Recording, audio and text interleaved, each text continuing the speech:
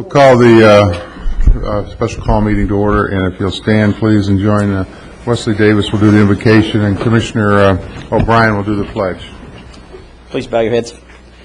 Our Heavenly Father, we thank you for the opportunity that we have to come before you today and to conduct the public's business and to decide important matters in Indian River County, Lord. May we use your wisdom, your guidance, and your knowledge. In your name we pray. Amen. Amen. Please join me in the Pledge of Allegiance. I pledge allegiance to the flag of the United States of America and to the republic for which it stands, one nation, under God, indivisible, with liberty and justice for all. Will? Yeah, a question just came up a few minutes ago about swearing in of testimony, and it occurs to me that the matters before us are not quasi-judicial. They're legislative in nature, and in quasi-judicial matters, the standard of review in courts is one element is substantial competent evidence, which is usually sworn testimony. But in legislative matters, you have a right to petition your elected officials for anything you think is in the public interest without being sworn. So we had a clerk on standby, a notary to swear you in, but I think we can dispense with that. Thank you. Okay, thank you. We are going to have a public hearing, but we'll hear from staff, and then there'll be questions of staff by the commission, and then the public hearing will be opened. And this is to consider a proposed amendment to the LDR Chapter 911 Table of Uses for Industrial Districts, and that's a memorandum dated June 27, 2007, found on page 1 through 47.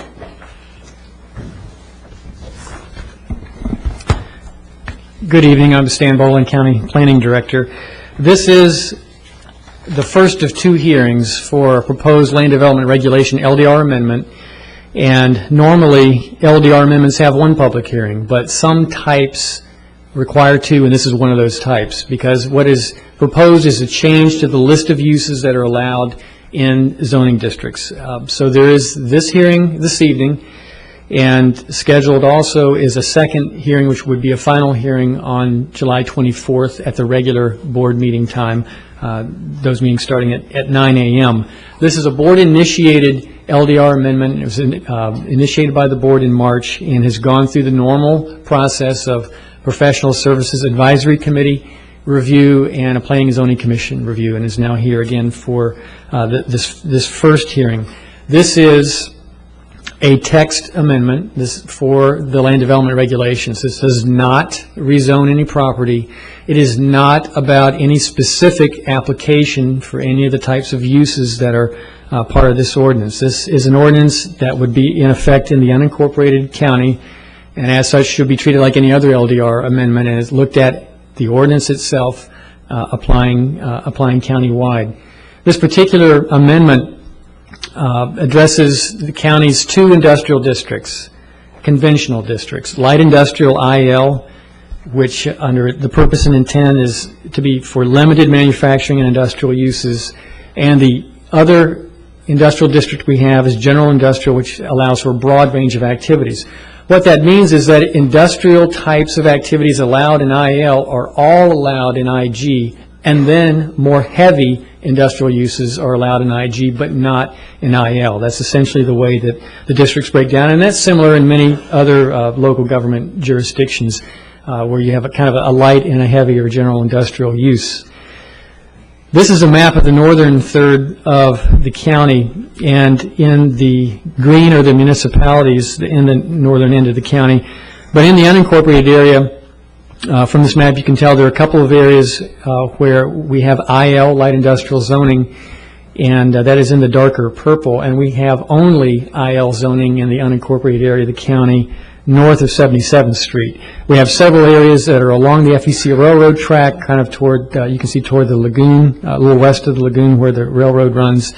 And we also have an area, kind of a light industrial, clean industry type of, we consider an industrial park area off of 102nd Terrace, and that's just to the east of I-95. And so there are over 100 acres of IL zoning there. again, I just want to point out, especially on this kind of North County map, right now, all of the existing concrete plants in the county are in the unincorporated area. That's not to say that there couldn't or even shouldn't necessarily be concrete plants or those types of uses in municipalities, especially along the FEC Railroad, such as Fellsmere, and down in South County, you'll see City of Vero Beach. So there may be potential sites in the municipalities. Concrete plants don't have to be located only in the unincorporated areas, so this is an issue for the other local governments as well. I did want to point out, while I had this map up, that in December of 2006, there was a proposal by Prestige Concrete to locate a concrete plant, off of a site on 102nd Terrace. And at that point in time, staff actually determined, and it's reflected in pre-application conference, we actually had concerns about concrete plants in kind of a light industrial park or setting, and actually had some concerns about incompatibilities potentially between clean industry, or traditionally been termed clean industry, and concrete plants. And that's one of the bases for the approach staff took in this ordinance. Also on this map, in an area near the city of Sebastian, south of County Road 512, is the Ocean Concrete Plant application, a site for an application that's currently in process. This is the middle third of the county, and there are quite a few industrial sites in this area along FEC Railroad, including IG sites, which are in the lighter, almost pinkish type of color there. We also have quite a bit of industrial near the airport and west of Gifford, west of 43rd Avenue. One of these IG zone sites is the site of the recent Prestige Concrete site, and that was actually approved about 2 weeks ago. And then this is southern third of the county, and we have, again, along the FEC Railroad, quite a bit of light and general industrial, and we also have some out near the landfill and by the I-95 interchange. One other thing I do want to point out, there's also planned development zoning districts that allow industrial uses, like the Park of Commerce out at State Road 6995. So that's another avenue for people to get the type of zoning they need for certain types of industrial uses. Our table of uses that we have for all of our zoning districts, including the industrial districts, are based on the North American Industrial Classification System that breaks down all types of uses. There's a huge book of it. Into different categories and subcategories. So it makes it fairly easy to find what uses are allowed in what district. And the way our tables are set up, we have permitted uses, we have administrative permit uses, and special exception uses. And then we have basically dashes or little tick marks where a use is prohibited or not allowed in a certain zoning district. And so that's the way that our tables are set up. And the proposed ordinance is a change to the standard type of table setup. It's pretty easy to follow. The affected land uses in the IL and IG district are these that are listed here. And these are manufacturing of paper, chemicals, brick, glass, cement, and concrete, and other non-metallic mineral products like ceramics. Again, that's taking raw materials and making those products, not just using those products.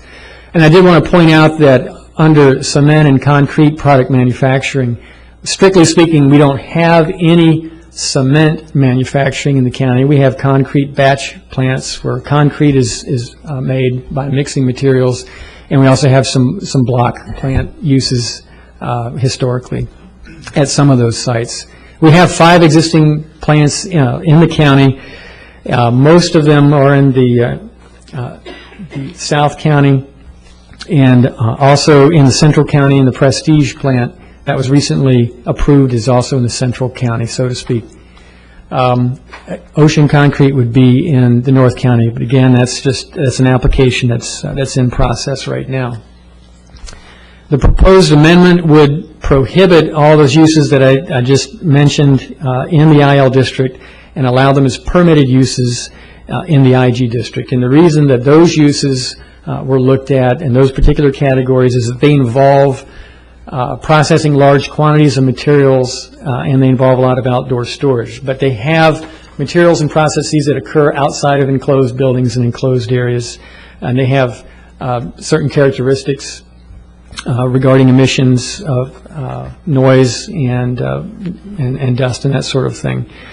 And right now, all of these uses are allowed in both IL and IG. So this ordinance would prohibit them in IL and continue to allow them as permitted uses in the IG district.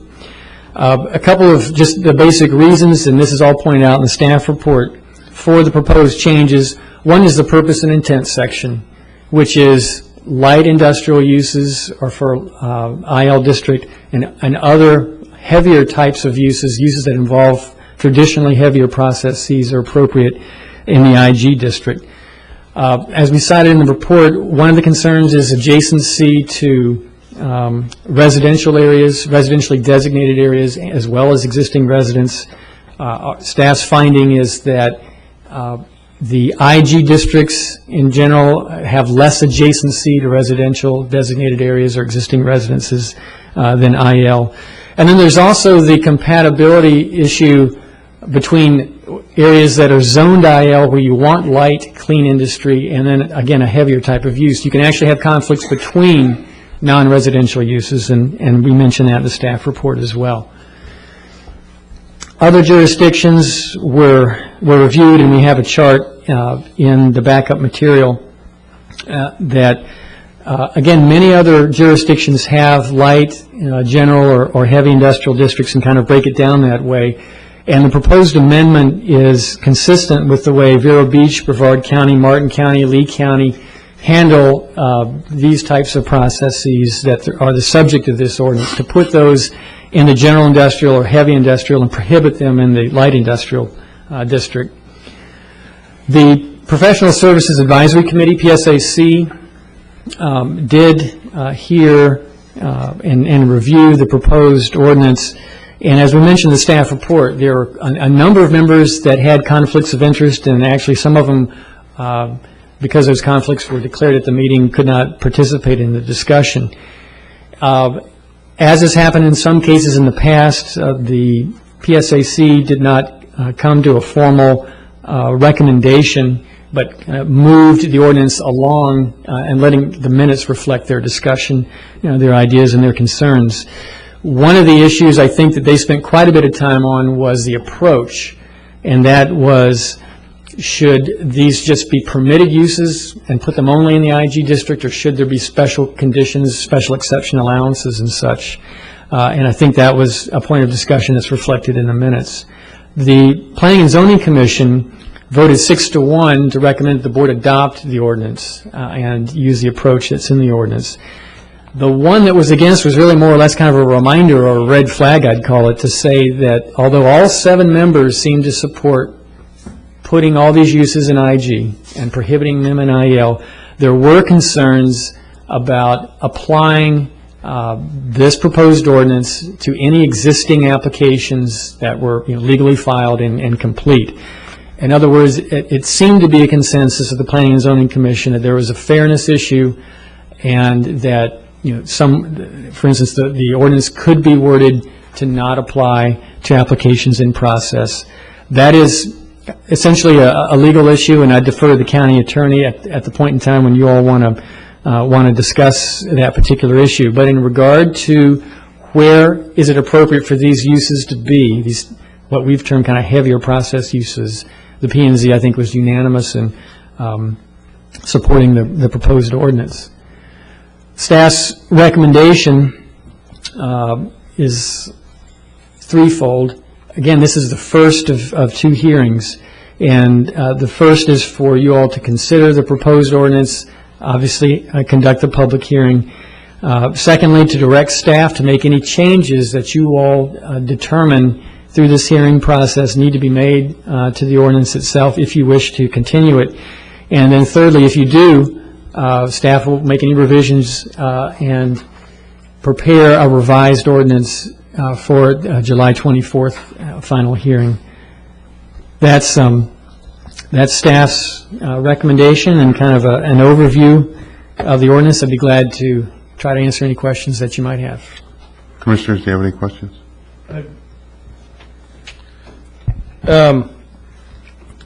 Stan, given this change, is there going to be kind of a shortage of IG properties, and would there be any IL properties that might be suitable to be rezoned IG so we have flexibility? Right, it's a good question, and I think that right now, in that list of uses, the only one that we have in the county currently is concrete, and concrete block. We do have IG sites in the central and the south county. There may be some sites, especially along the railroad, that could be appropriate to be rezoned IG. It would, again, be on a site-by-site basis.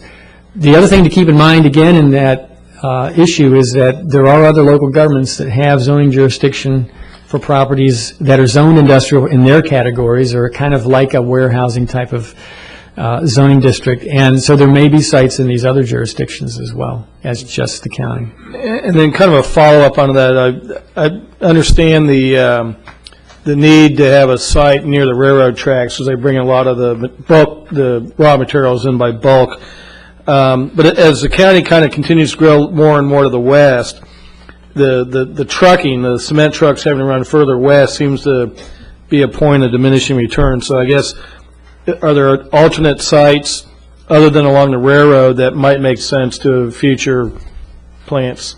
It's a question that staff had kicked around quite a bit the last few months, and when we had the Prestige Concrete, actually have two applications off the railroad tracks, looking for a site in Indian River County. They explained it kind of as a satellite to their operations in St. Lucie and in Brevard, where they have railroad access. And was it economically feasible to truck in kind of for a satellite site, so to speak? They obviously have concluded that it is economical, and so the one between 43rd Avenue and 58th Avenue on the south side of 45th in a very industrially zoned area has been approved 2 weeks ago, so the economics seem to be there at least for that. You're correct, it may very well be, if Fellsmere, for instance, grows large, they may need to accommodate a concrete plant within their jurisdiction, and it may be economically feasible to do so. Okay. Thank you. That's all, Mr. Chairman. Any other questions? Okay. We're going to open the public hearing in just a second, but I'd like to remind everybody this is a business meeting, and the ground rules kind of, if you would, ask everybody to be respectful of the speaker, whoever that may be. No boos, no applause. Let's be all polite and courteous and listen to what everyone has to say. And for the speaker, I would ask that you please be polite, try to be brief, and try not to be redundant, so we can get through this as nicely as possible. I would appreciate your cooperation in that. So with that, we will open the public hearing.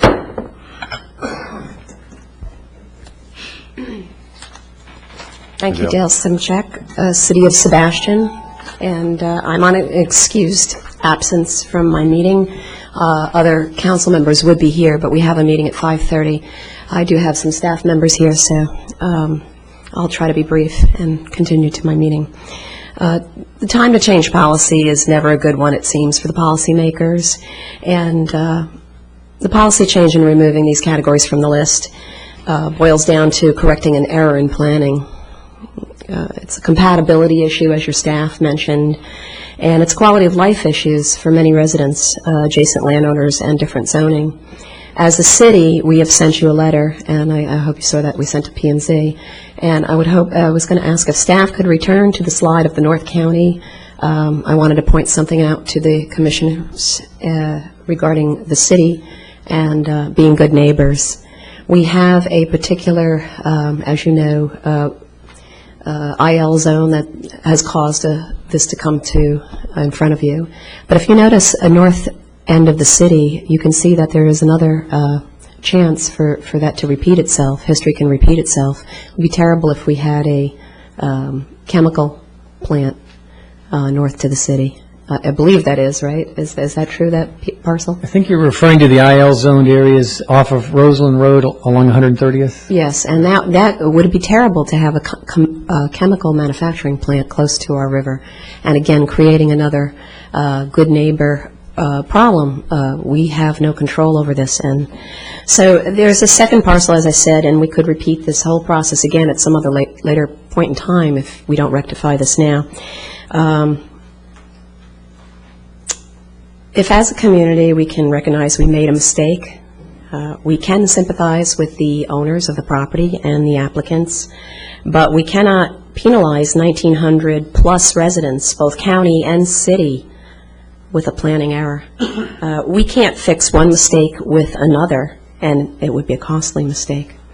The impact would be detrimental to the quality of life of the Sebastian Highlands, which has been around since the 60s, and all of the county residents adjacent to these properties and off of US 1.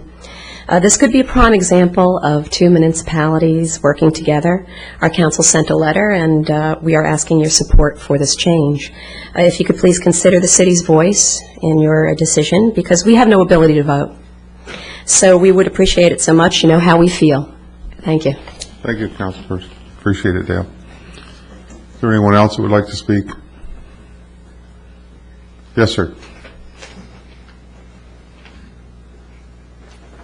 I'm William Cox from River Run Drive, which is within a half a mile of this location. Heavy industry generally requires an air general permit to allow pollution. The application for that is simply a fee, and it's generally automatically approved by the state. The limitations on this are that there should not be more than 10 tons per year of pollutant put into the air, of any one pollutant. It could be 25 tons of mixed pollutants. We think about that in the area we're in, being mostly residential. Unfortunately, we do not have an air monitoring station within Indian River County. The two that currently exist, one is in Melbourne and one is in Fort Pierce, both sides of us. They are showing current pollution levels of 60% of national average now. By extrapolation, we would be in the same level.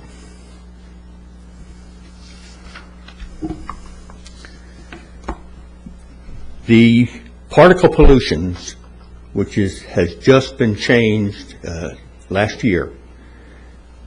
The standard nationally has moved from 65 micrograms per square meter to 35 micrograms per square meter. That means a lower level than had been in the 1997 permit. Scientific studies have found an association between exposure to particulate matter and significant health problems, including asthma, chronic bronchitis, lung function, irregular heartbeat, heart attack, and premature death, especially in those people who are sensitive to it, many of which live in this county.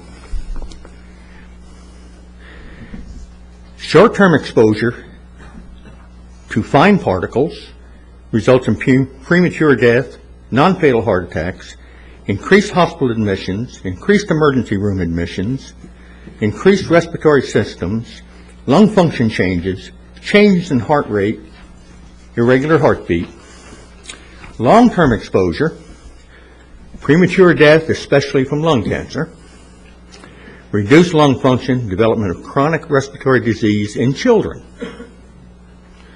exposure to coarse particles, such as road dust, premature death in people with heart or lung disease, hospital admissions for heart disease, increased hospital admissions and doctor's visits for respiratory disease, increased respiratory systems in children, and decreased lung function.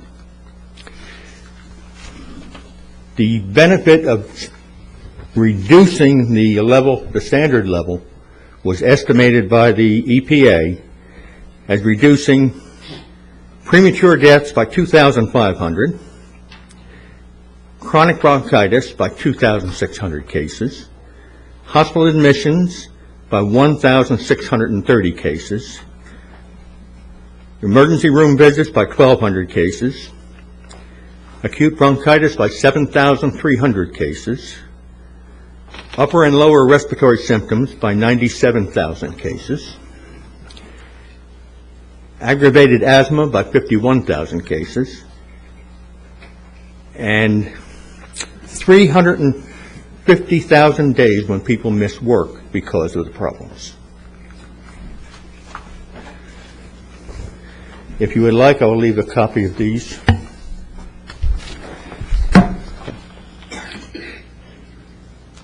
Thank you very much, and I wish to commend the planning and zoning staff for their fine work in recognizing and bringing this problem to light. Thank you very much. Thank you, Mr. Cox. Is there anyone else who would like to be heard? Yes, ma'am. Hi, Leslie. My name's Cy Carlson. I'm from Roseland, and I'm glad Andrea mentioned that other little industrial area. We would not like this to happen there either. When this first came to light, I sent Bob a little note saying, "Greetings from Roseland. It's too close to the river." Putting aside for the moment the awful issues of the inevitable noise, dirt, traffic that would be brought by a cement mill in our midst, I'd like to recommend to the board that the proposed site of the mill is within a half a mile of the Indian River Lagoon. As we all know, our estuary is fighting for its very survival as a living, thriving waterway. Our political representatives in Tallahassee and D.C. are trying to scoop up gazillions of dollars to help the waterways in Florida, all of which are compromised. We don't like to see this happen right in our neighborhood if we can prevent it. The output of pollutants by a working cement plant and the attendant traffic would spell an ongoing disaster for our lagoon. I truly hope you'll take all that into consideration as you make your decision on this issue. Thank you. Thank you very much. Anyone else like to be heard? Yes, sir.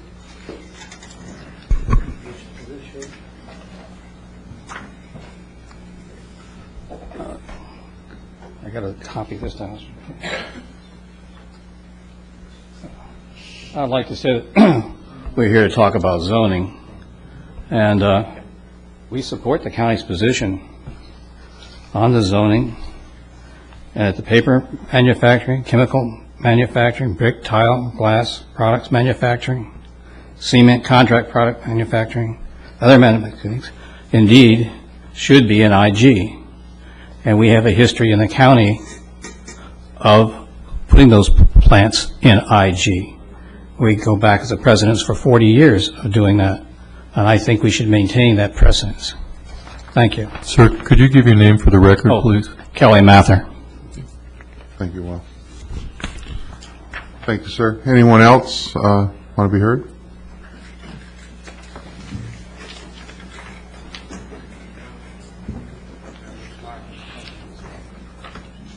Yeah, thank you. I'm Rex Nelson.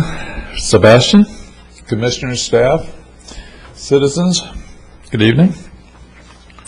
Little did I know on March 6th that we'd be involved to the extent we are tonight, but I thank you for coming out and working overtime.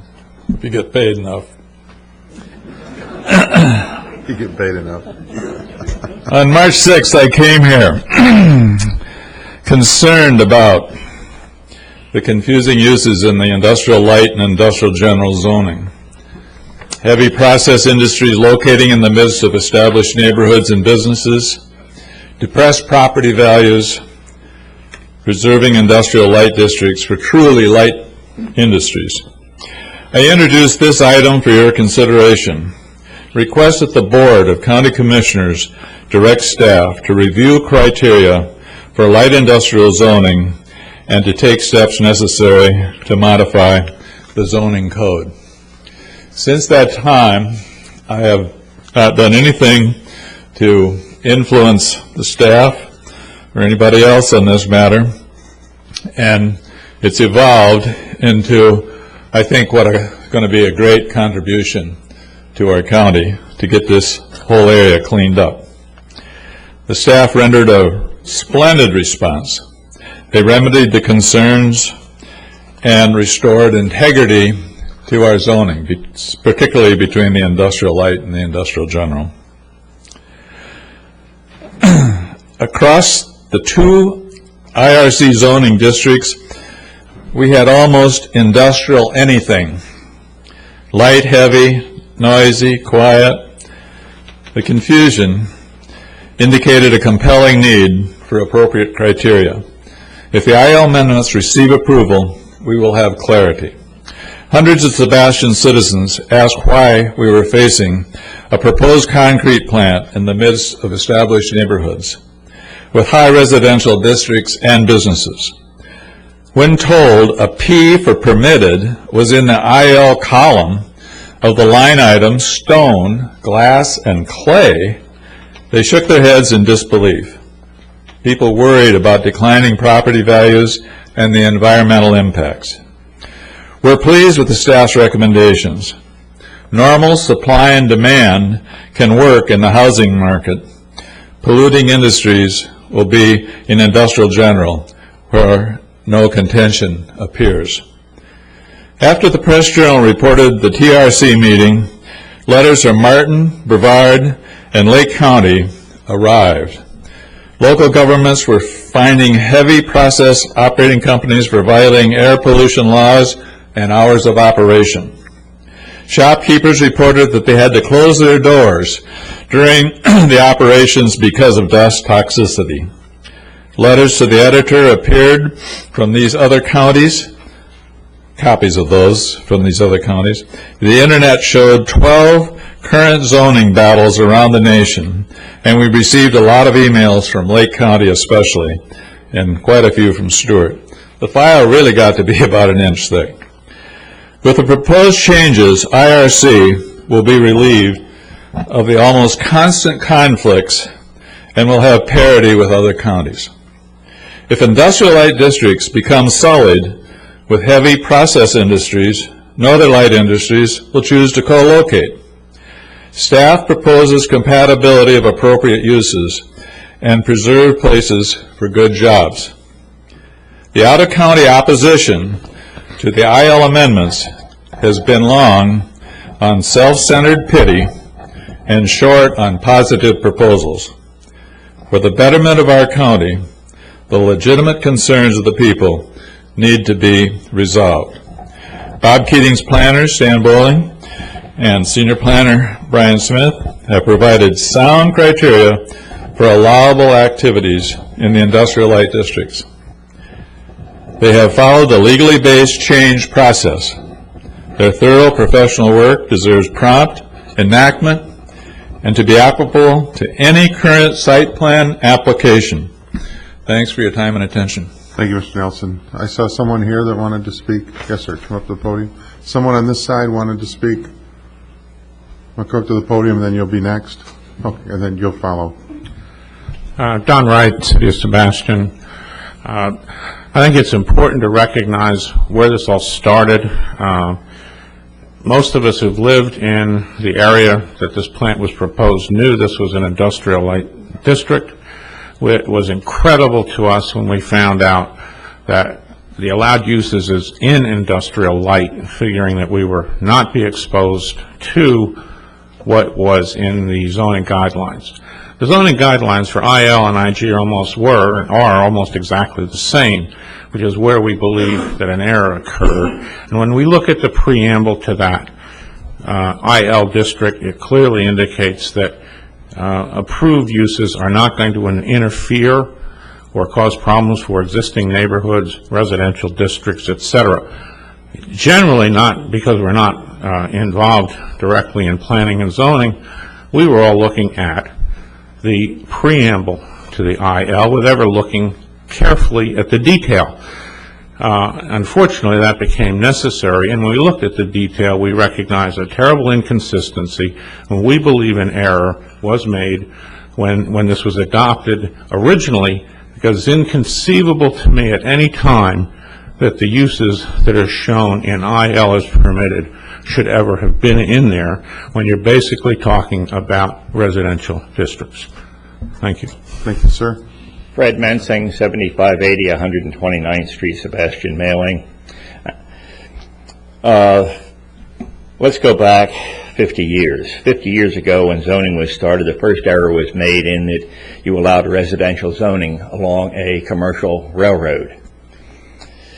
As a result, you have these parcels, such as the one that has caused a stir for Ocean Concrete.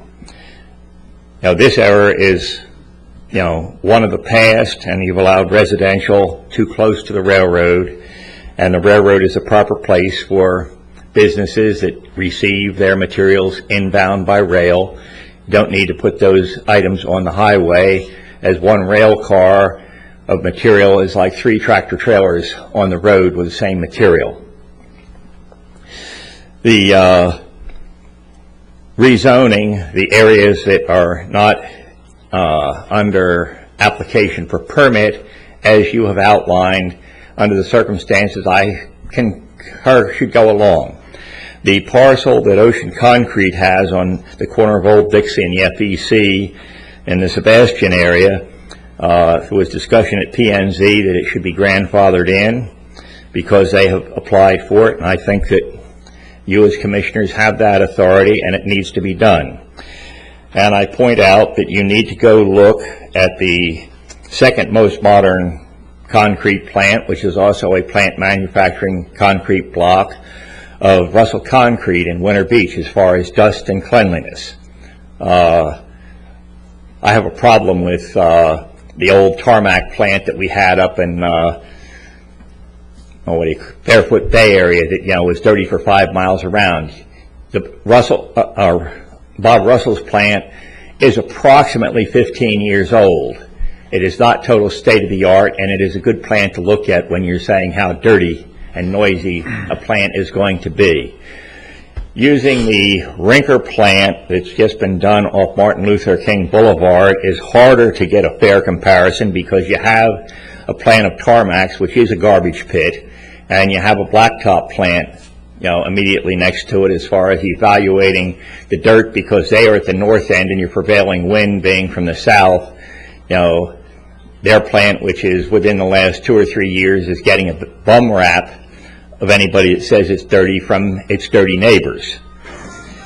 And I'm asking that, you look at the suggestion of staff, which is basically sound at this point, with the exception that you permit Ocean Concrete to move forward.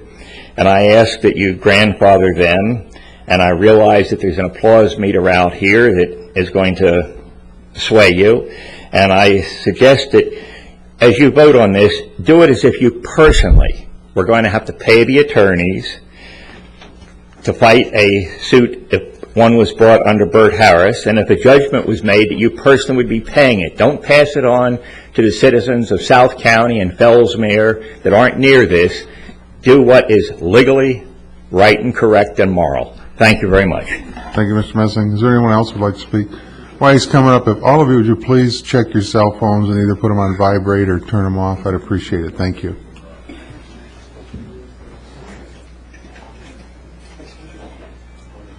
Is this right side up or upside down?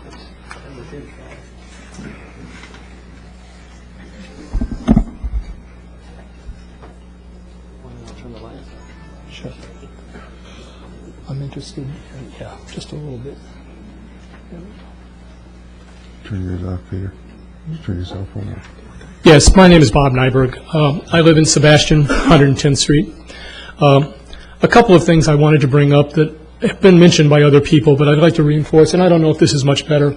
The property indicated right here as the Mabe property is where Ocean Concrete would be located. I live directly across from that. It's a total distance of about 2 blocks if you march through the grass and weeds to measure it out. What I learned in looking around after Ocean Concrete has brought forth its proposal and you're considering a change of zoning, I understand that they've spent money buying the property and all of that, but the location immediately across is the Pelican Island Wildlife Preserve. I'm approximately half a block from the Indian River, and I'm about 2 blocks from the Ocean Concrete proposed plant.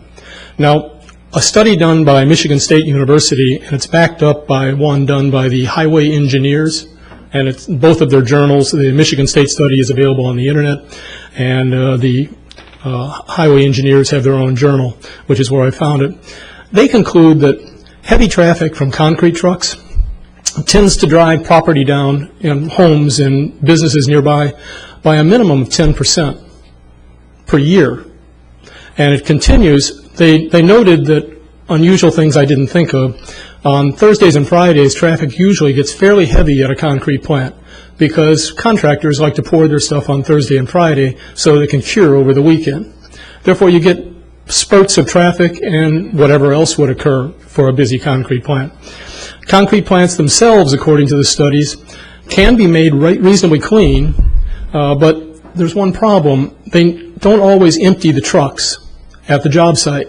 And when they return, the concrete truck must be emptied out, otherwise it's ruined. Now, that residue concrete is the bulk of the problem. You can contain the storage pits, you can contain the mixing tower, all of that sort of thing, and therefore minimize dust but not eliminate it. But that residue concrete that's all over the place, they're having a very difficult time getting rid of it from all I can find on the internet. And the problem would be is that on my street, a couple blocks away, just across the US 1, right by the Indian River, the floodwaters coming up during Francis and Jean came halfway up that street. And across the street where the highway, across US 1, where the plant would be built, that was underwater for a while, and the winds were ferocious there. There were people's storage sheds in the trees. Now, the wind coming off the water then on a 75-foot tower, the residue concrete all over the place that apparently these kinds of plants have difficulty finding a way to reduce, they try and mix it in with the new concrete, the chalk and dust that is dried up. But apparently that weakens the concrete if you mix very much of it. It's an ongoing problem, and they don't have a good cure.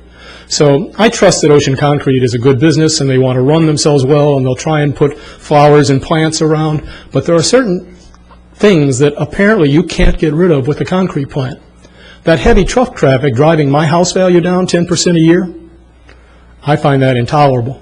And remember that I moved in there, and I abide by county rules. I modified my home and remodeled. I've lived up to all the zoning regulations, and I knew they were there when I came.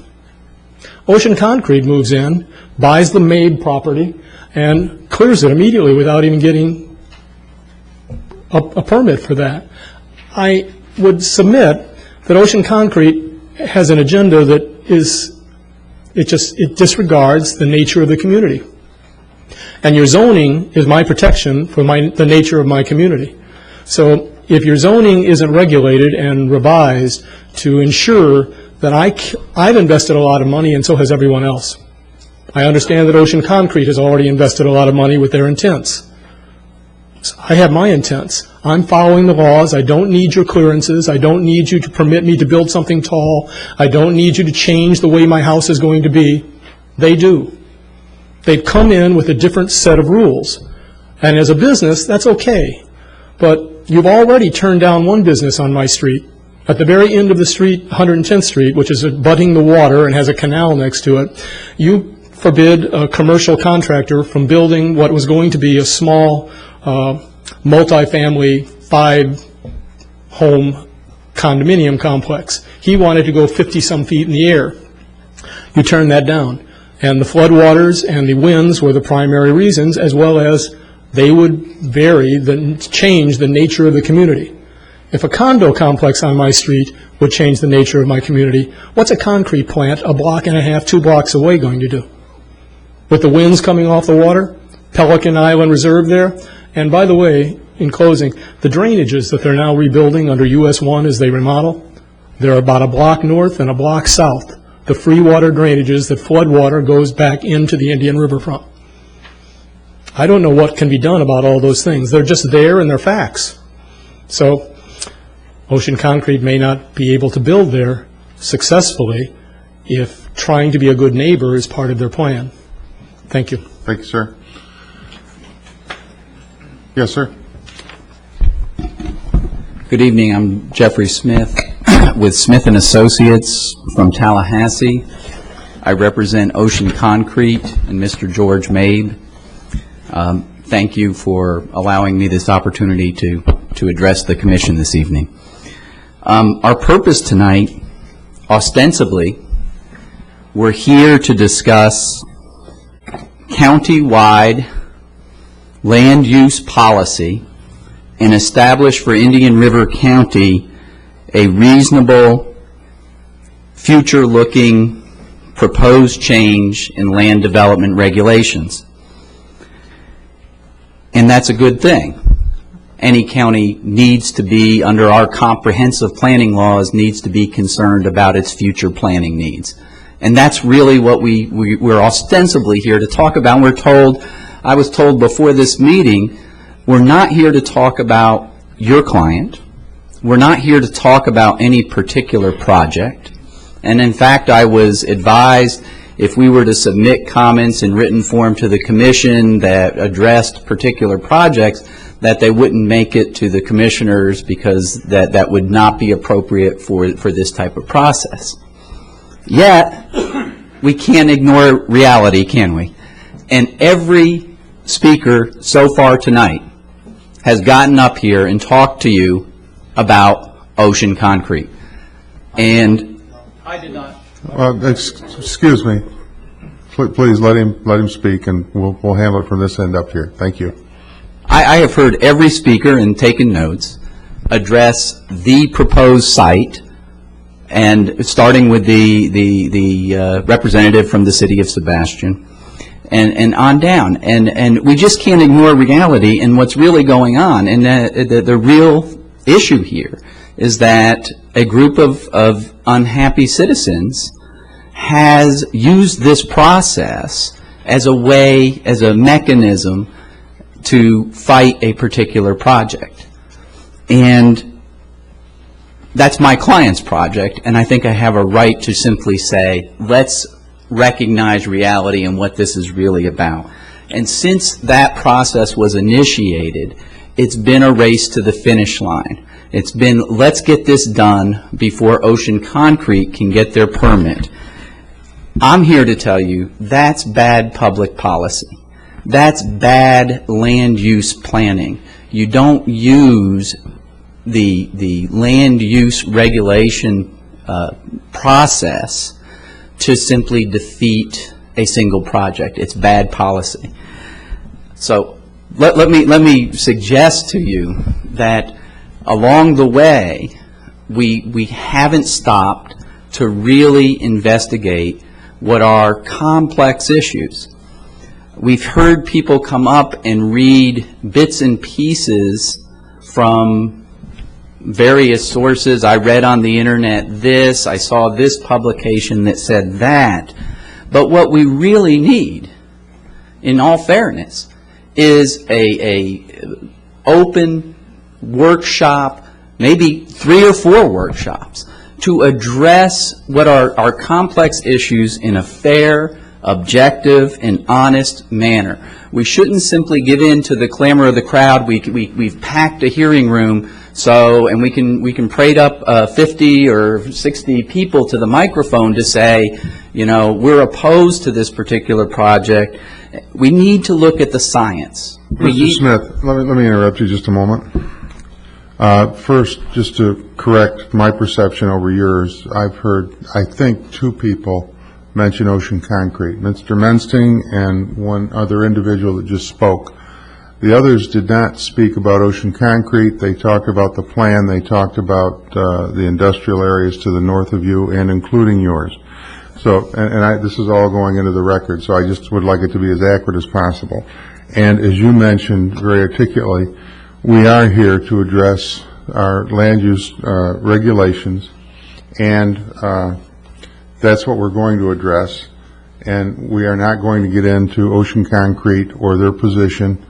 And I would ask that the people in the audience also try to refrain from directing your comments specifically toward Ocean Concrete. We're here to discuss the county land use regulations, and that applies to the entire county, not just this particular project or the project on the near the river, North Sebastian. So if we could keep all our comments to that. Thank you, Commissioner. And I am trying to focus my comments. The transcript will reflect what it reflects as far as what people have said. And you're correct. I've written down my own notes as to what I've heard people say. But be that, I'm not here to argue with you about that. What I am here to say is, let's do this right. let's look at science. Let's not look at emotional appeals.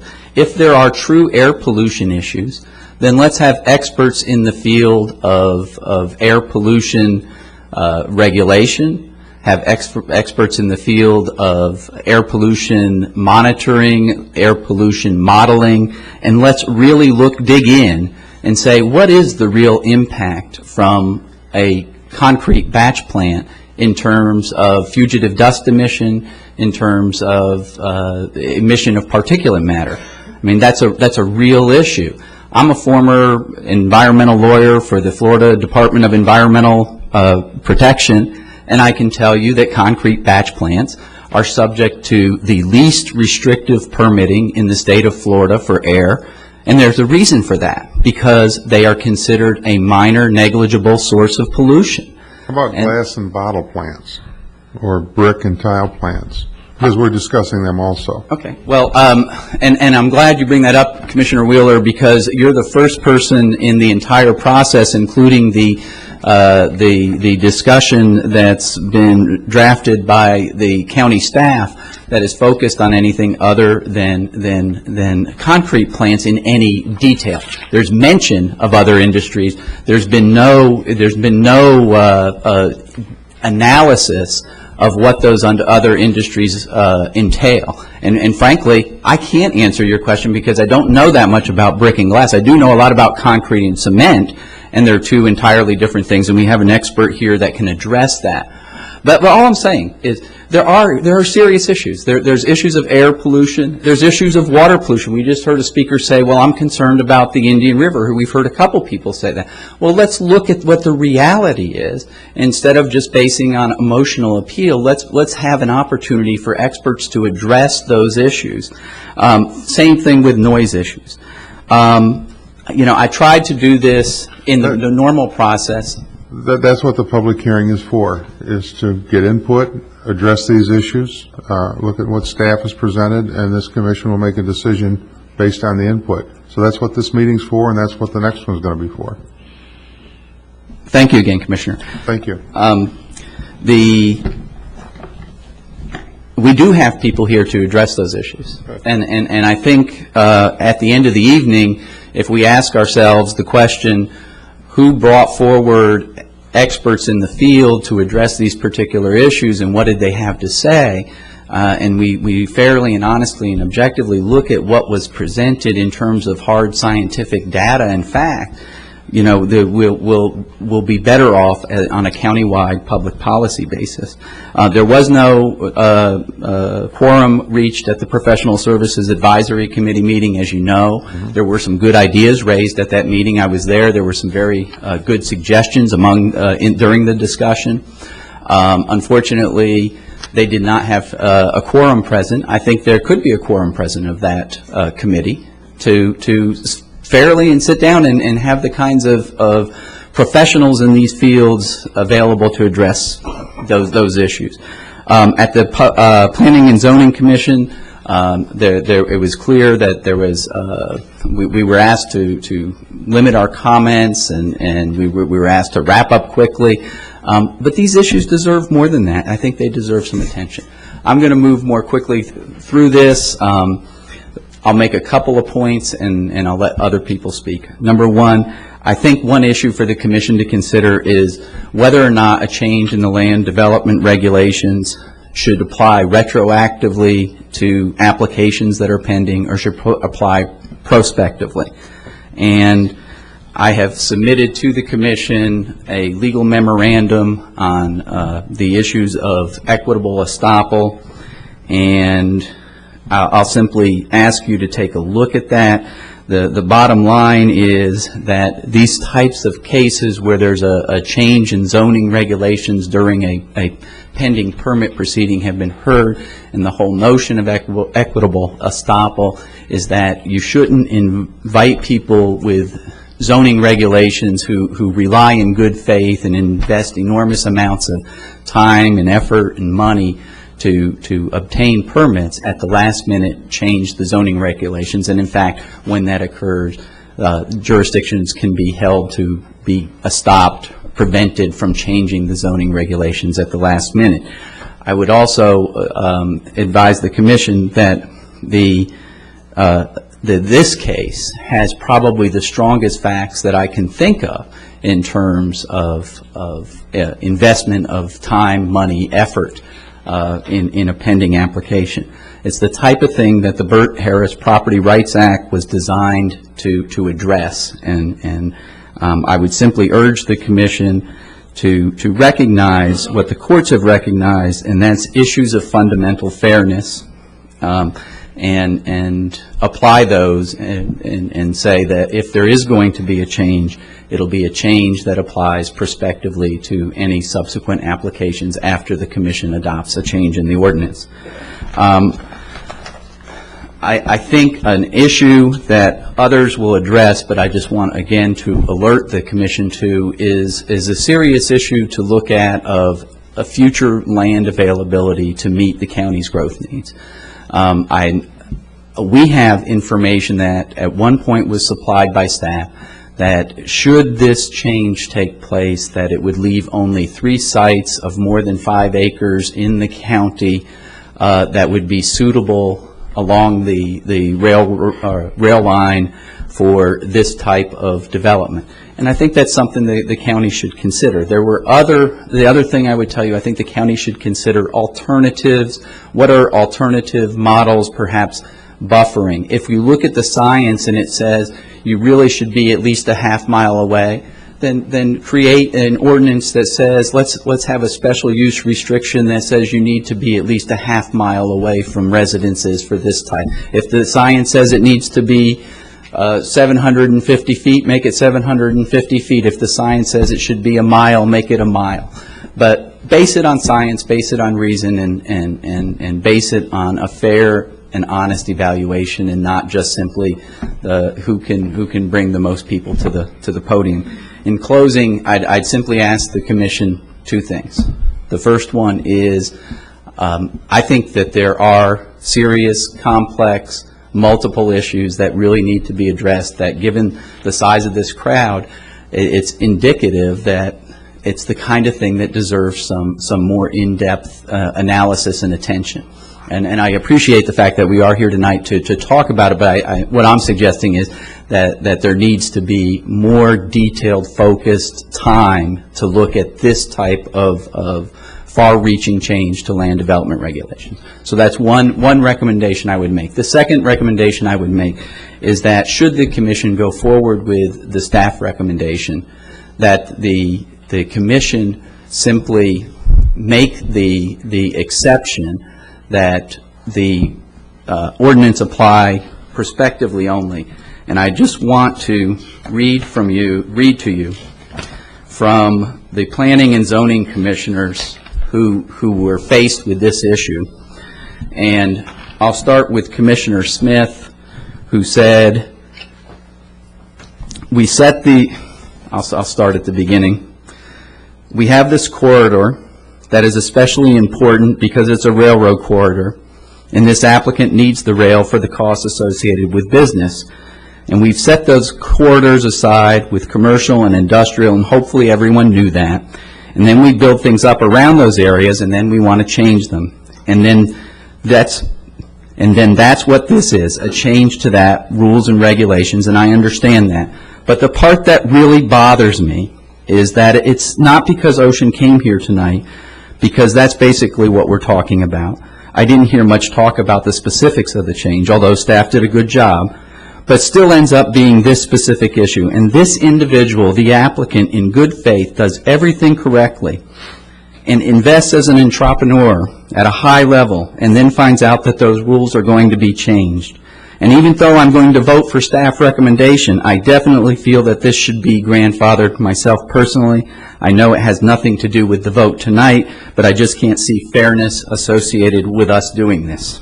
Commissioner Lawrence, I also feel that the applicant had good faith in making the application at the time he did, so I would like to see it. I would like to see him grandfathered or other arrangement made. Commissioner Fletcher, I'm really upset that we're pulling the rug out from a piece of industrial construction that followed all the rules, jumped through all the hoops, and suddenly we changed change the rules after he's made application. And that's not fair, darn it. That's bloody not fair. Commissioner Hamner, I agree with this thing on grandfathering. My point is, and this is as a county-wide policy, what's fair and what's the letter of the law would be to make this type of change on a prospective basis if the commission finds that it's sound planning policy to make any type of change at all. And I thank you for your consideration. Thank you, Mr. Smith. Is there anyone else? You were already up, sir, were you not? Yeah. Okay, let me get the others. Yes, sir.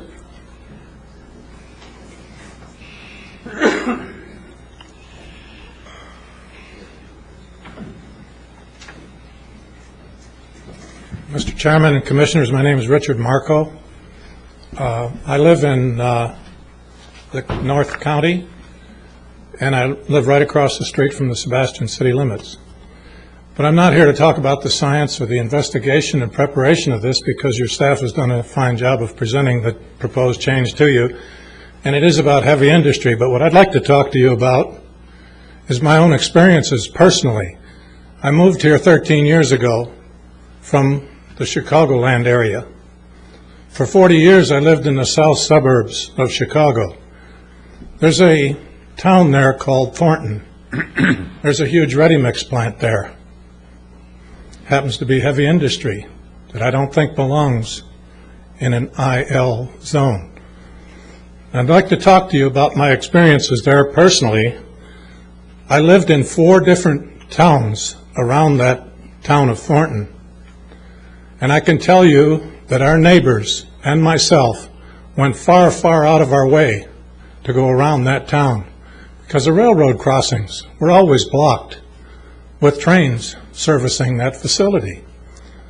The railroad crossings themselves, if you were to drive over them with your car, is hazardous, because the heavy ready-mix concrete trucks had kept them in constant disrepair. They were under construction and repair constantly, but it was very difficult to get through that town. When you did drive through that town, when you were forced to for some reason to drive through that town, the powdery concrete dust covered the houses and the cars and parks and schools and roads. When it rained, those roads looked like they were covered with drywall mud or plaster. One trip through that town and you had to get your car to a car wash and get it cleaned off. And I can tell you, just parking in that village for a few hours would cover your vehicle with dust. The whole village was constantly covered in concrete dust, creating a dirty, unappealing place to live. And if you factor in the noise and the hazardous traffic conditions created, you could understand why the population has steadily declined for decades. Incidentally, there were only 2 building permits issued in that village in the first 5 years of this 21st century. There was only 2 building permits for new homes in that village in 5 years. This is definitely not a place that you would want to live. And I certainly don't want that to happen to our county and our Sebastian area particularly. And I urge you to support the staff's recommendation. I think they've done a fine job, and I urge you to take the heavy industries out of industrial light zone. Thank you. Thank you. Is there anyone else? Yes, sir.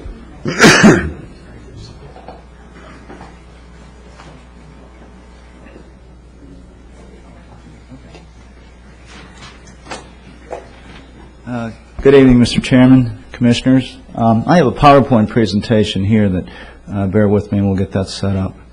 Would you use your name, please? Yes, sir. My name is Wayne Rilko. I am from Melrose, Florida. It's a little community to the east of Gainesville. I am a faculty member at the University of Florida, Department of Civil and Coastal Engineering. And your last name again was? Spelled R-I-L-K-O. Thank you.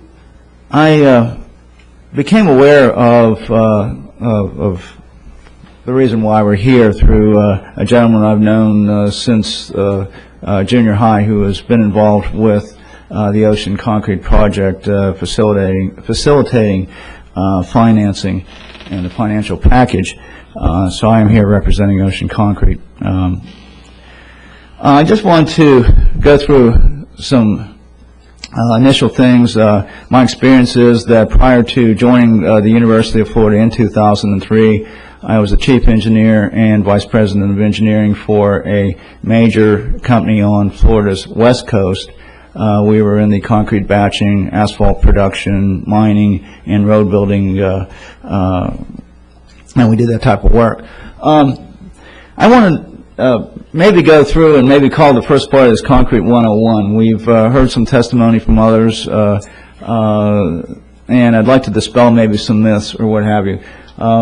Concrete is all around us. We know that. We use about 340 million cubic yards of concrete here in the United States each year. Concrete is an old product. It's a very durable product. As the slide shows, it's been around for several thousands of years. It actually comes from the Latin word concretus, which means grown or joined together. Next slide, please. Concrete is a very durable product. It's so durable that we sometimes just take it for granted. As you can see, the Romans have done wonders back a couple thousand years ago by blending limestone and volcanic ash and water together. A lot of the remains of their concrete still is with us today. Next slide, please. As I said, it's very durable, but we often mistake concrete and cement. And I'd like to make some clear distinctions here, and again, dispel some of the previous testimony. Next slide, please.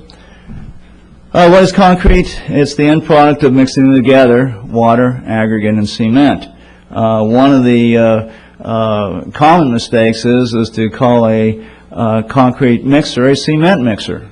You know, you hear that all the time, and it's not really a cement mixer, but if you make that mistake, don't feel bad. People often in the industry call that truck there a cement mixer rather than a concrete mixer.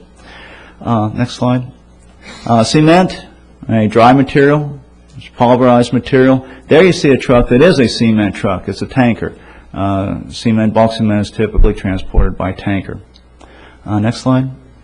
A cement plant. It was referred to, I think, by one of the previous speakers as a cement mill. We are not talking about a cement mill when we discuss concrete batching. A cement plant is a very large facility. You see huge stockpiles of material. It's a very energy-intensive operation.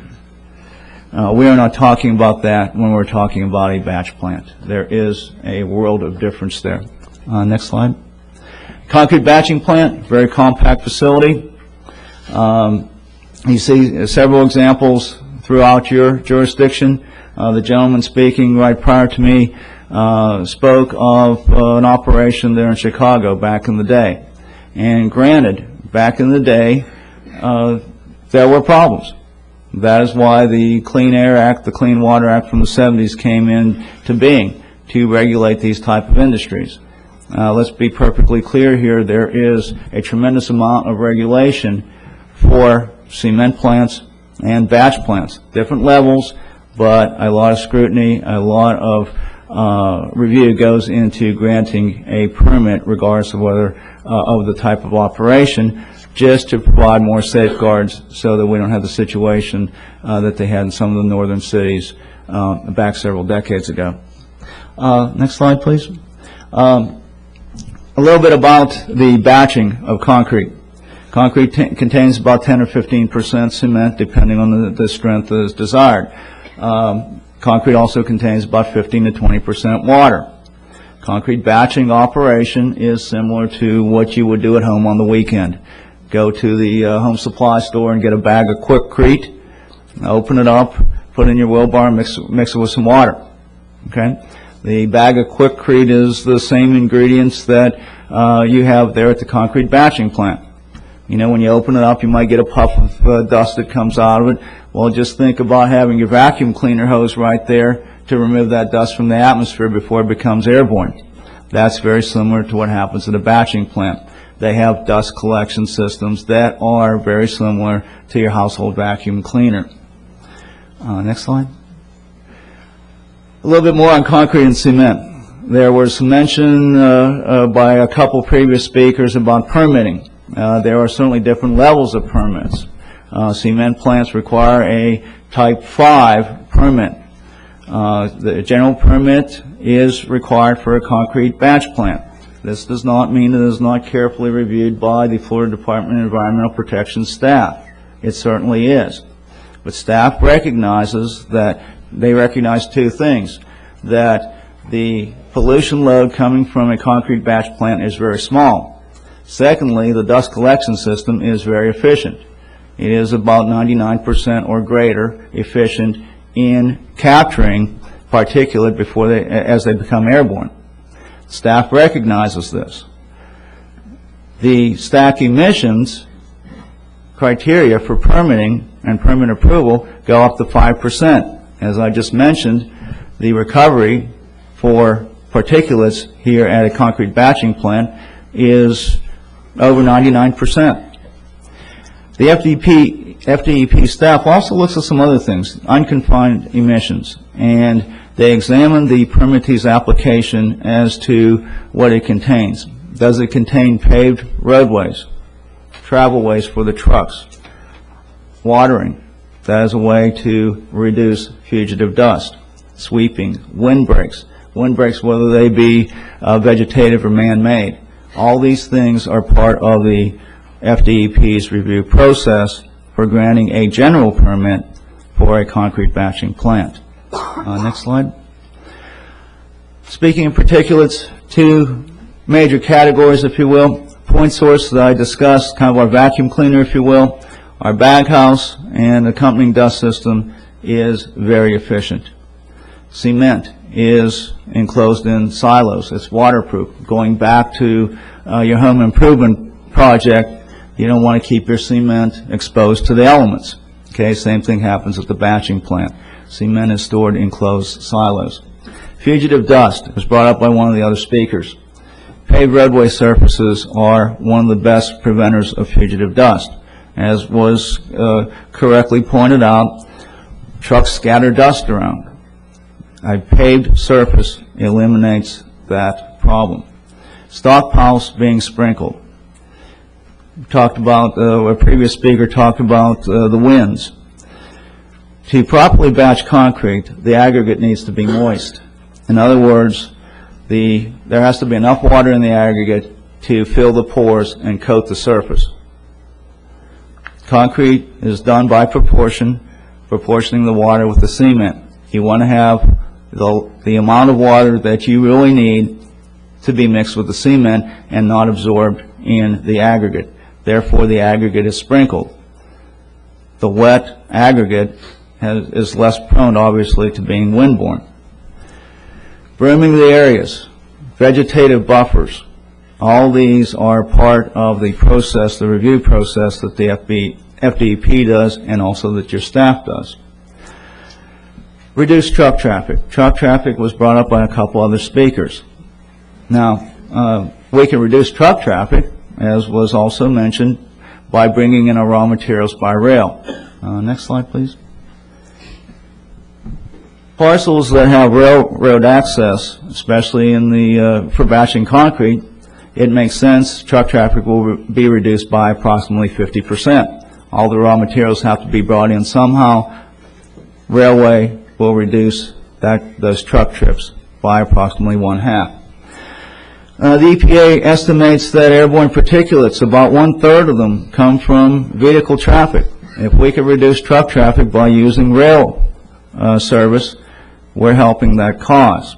The comprehensive plan, your comprehensive plan, the future land use element recognizes this, recognizes that industrial zoning areas should be along this railroad corridor for that very reason. In looking at zoning districts,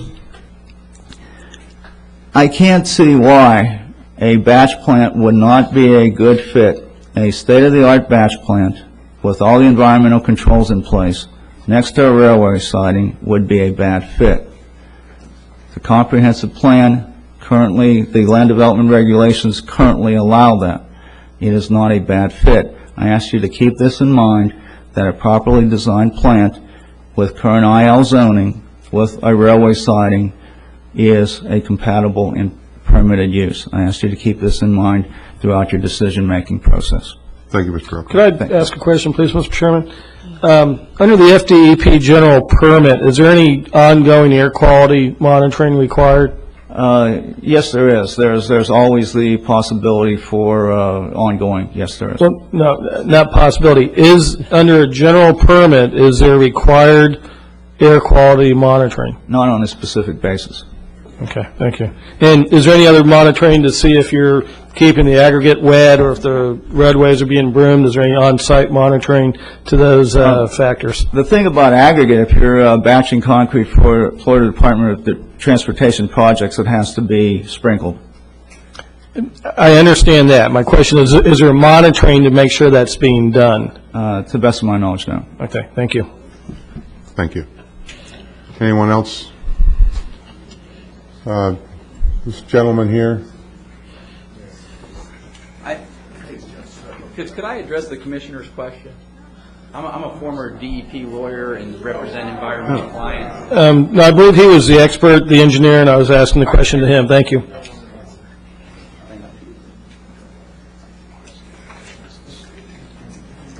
Esteemed council and county staff and members of Indian River County, my name is Art Krieger. I've lived here for 40 years. My wife is third generation. I am a state certified general contractor, state certified real estate broker, and have several businesses in the county. My concern and my question here is, from what I see, I perfectly understand the zoning difference between IL and IG. The better part of my job is meeting with county staff about zoning regulations for my clients and what they're allowed and not allowed to do. I understand the concerns of the concrete plant. I think we're in an area what's called unknown. A lot of the people aren't familiar with the process, not only being not familiar with the permitting, the requirements, the state, the county, all the requirements that have to be done. A new state-of-the-art plant is something completely different than what's been talked about here. You really need to visit the Russell site on 71st. I live half a mile from that. Hear no noise, have no dust, have no problems with it at all. Matter of fact, the biggest problem that we have is the railroad. Train coming through at 3 in the morning has a tendency to wake me up. Now, I live right across the street from the water treatment plant. Had no say-so whatsoever. This water treatment plant went up. We get some odors there every once in a while. Certainly affected the value of my property. So I understand where you're coming from. The issue here is the gentleman has made application in which I spent time to bring a client in from my business, because my job is investment and how to help people move along. You take somebody who's taken their life savings, put it together an investment that was approved, given approval, not approved to do, but said, yes, you can do this, has spent the money and the time and brought everything up to standards that are required today, which are totally different than for everybody's used to, only to have the rug pulled out from under them. My guess would be, in relative numbers, you're talking $2 million. And if that were to happen to you or anybody or me, and you pull my life savings out from under me, how would I react? And number two is that once you've told him it's already there and he can do it, how can you change your mind? Is that legal? I don't know. But the question being, put your shoe on the other foot, look at it, and maybe take some advice and go visit the new Russell plant or go look at a new plant. And then maybe it won't be so unknown. I thank you for your time. Thank you, sir. Yes, sir. Over here.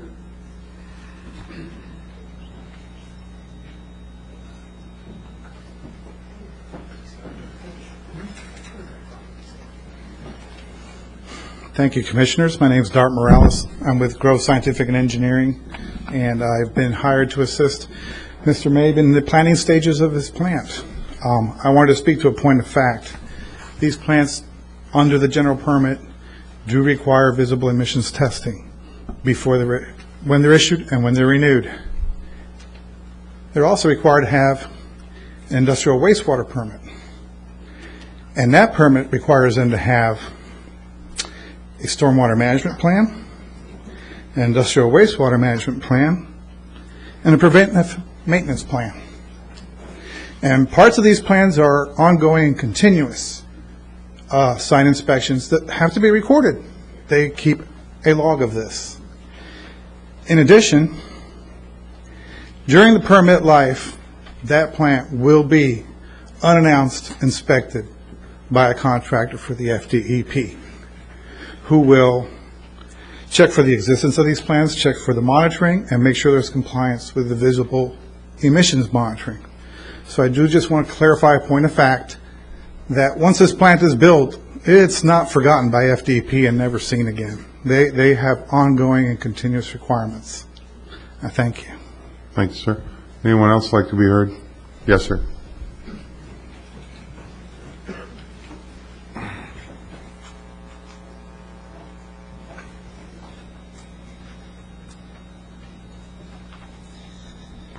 Good evening. My name is Joe Mock from Sebastian.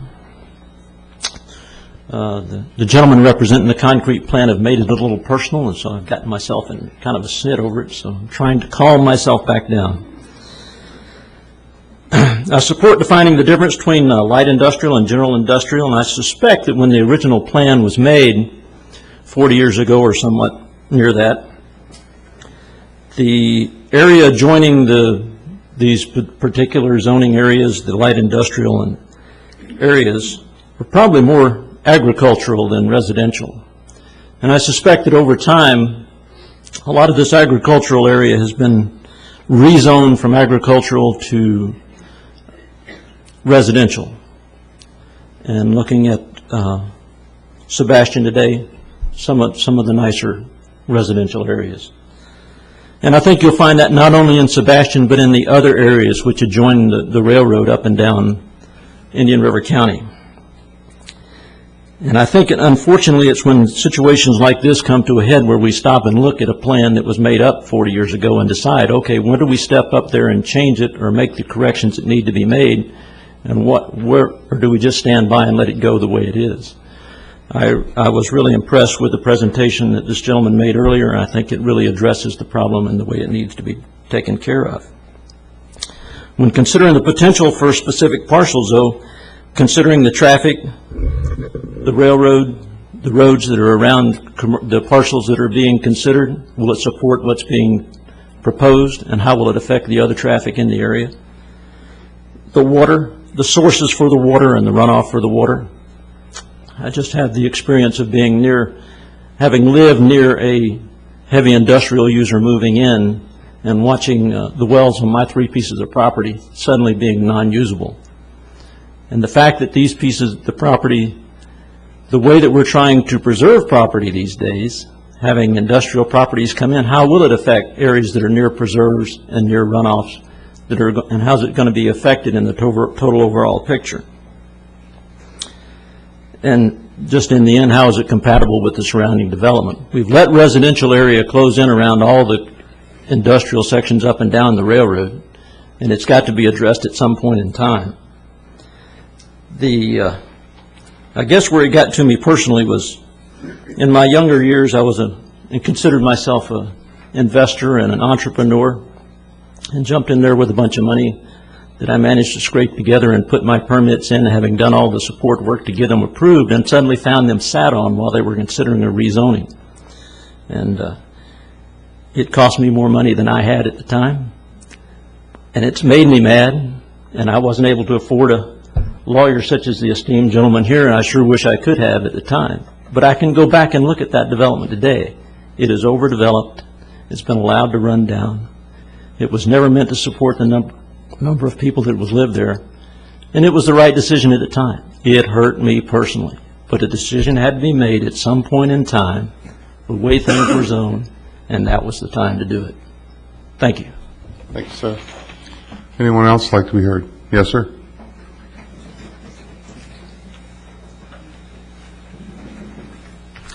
My name is Charbonneau. I live in Laurel Reserve, which is basically shouting distance from the proposed property. And I'd like to give my support to the Sebastian City Council in the way that they want to vote on this to change the zoning. But most of all, something that concerns me is that everybody's talking about the railroad spur. Well, traffic is going to be tied up for prolonged periods of time. You're going to lose in police service, fire service, and ambulance service. There's an ambulance sitting there waiting to get someone on the other side of the tracks that's had a heart attack. The person could die while waiting for the ambulance.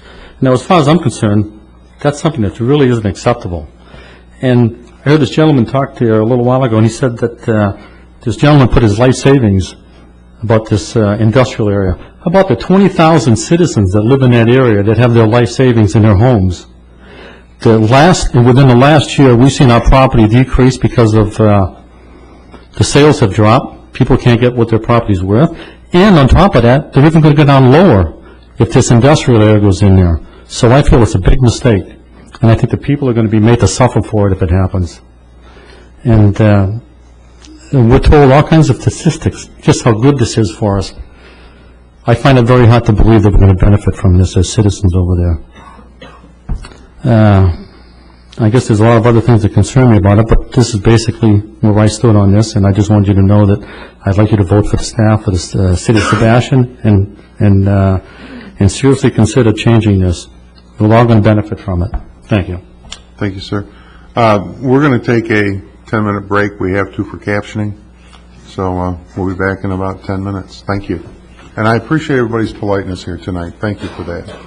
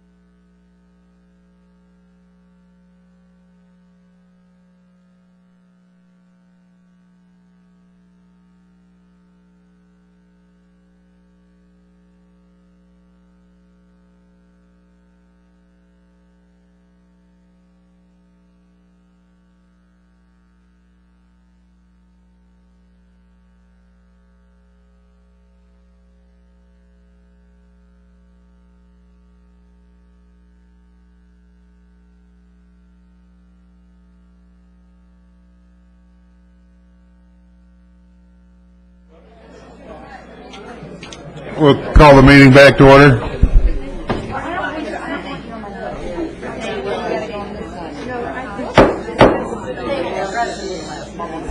Calling the meeting back to order. Is there another individual who would like to speak? Yes, ma'am.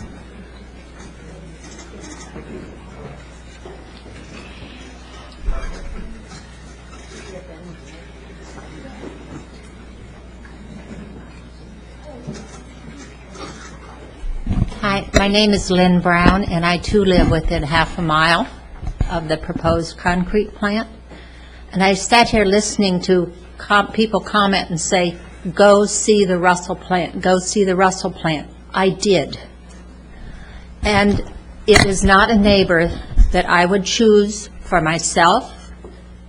Two things I observed. One, it is much further from the Indian River Lagoon than the new proposed plant.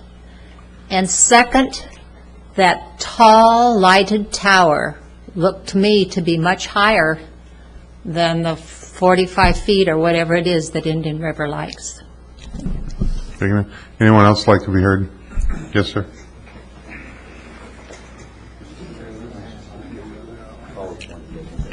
The little PowerPoint presentation.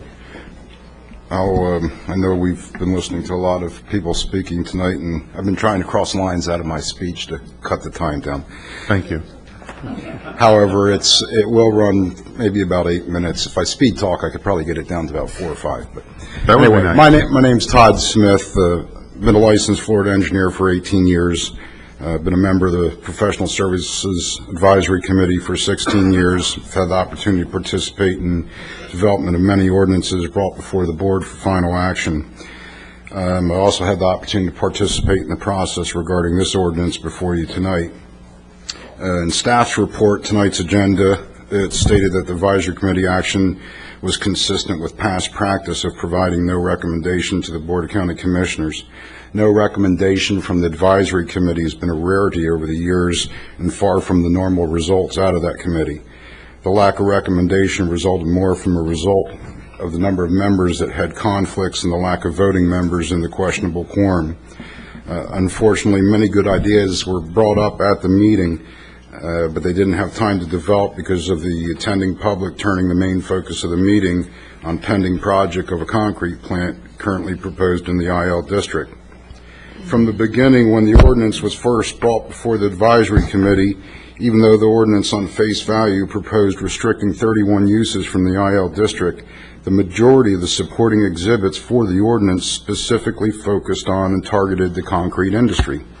I asked the board to ask the question to staff, where is the backup data regarding all of the other industries that are proposed for restriction from the IL district, except for just the concrete industry, which obviously has been the topic of the evening. Most of the uses being discussed in this ordinance are projects that the public typically do not want in their backyards, regardless of IL or IG zoning. Reviewing the ordinance at face value, it's obvious to date that there's not been a sufficient definition of what distinguishes between a light or heavy industrial process. The same lack of definition is also missing in our comprehensive plan. Different agencies use different criteria. For example, Institute of Traffic Engineers uses average daily trips as their threshold. Projects less than 2,000 trips are considered light industrial, greater than 2,000 trips are considered heavy industrial. There's been reference to other criteria such as noise impact and air quality impact, but however, nowhere along the process of this ordinance has the proper time been given to allow staff in the private sector to develop a plan that would accurately address all the criteria that's available that could be used to distinguish between the two categories. Still, a definition based on definitive criteria does not exist. Instead, we're before you tonight to just eliminate 31 uses from the IL district. Even though these projects are typically hard to place in our community, they're vital to providing necessary materials and services to the county, specifically our county that's so bound to the construction industry. Issues that affect the compatibility of a project to adjacent property can be adequately addressed with different design and construction features as they currently are, instead of just restricting the use. If there are certain aspects of industrial businesses that distinguish from one or the other, our public is better served by staff working with representatives from all of these industries to develop a set of criteria that definitively distinguish between light and heavy industrial projects. The agenda seems to focus on a single issue of air quality impacts from only the concrete industry. The data tends to perpetuate that the air quality has the potential of being degrading from the concrete industry. However, what's been lost in the analysis is that if air quality is truly a problem from these industries, which I do not believe it is, the air quality does not stop just right at a property line. Staff in their agenda tonight had provided to the board all the areas of IL tracks and IG tracks. They highlighted the boundaries adjacent to residential property being 3 times larger, directly adjacent. On the overhead is a small analysis of population, residential population surrounding the existing concrete plants in the IG zoning districts. As can be seen, the population being affected by the air quality from these plants are in areas that have 76 to 106% more residential population in a three-quarter mile radius around that compared to the population that's around one of the IL zones in question. In addition, these nodes are affected even by multiple plants in the same vicinity.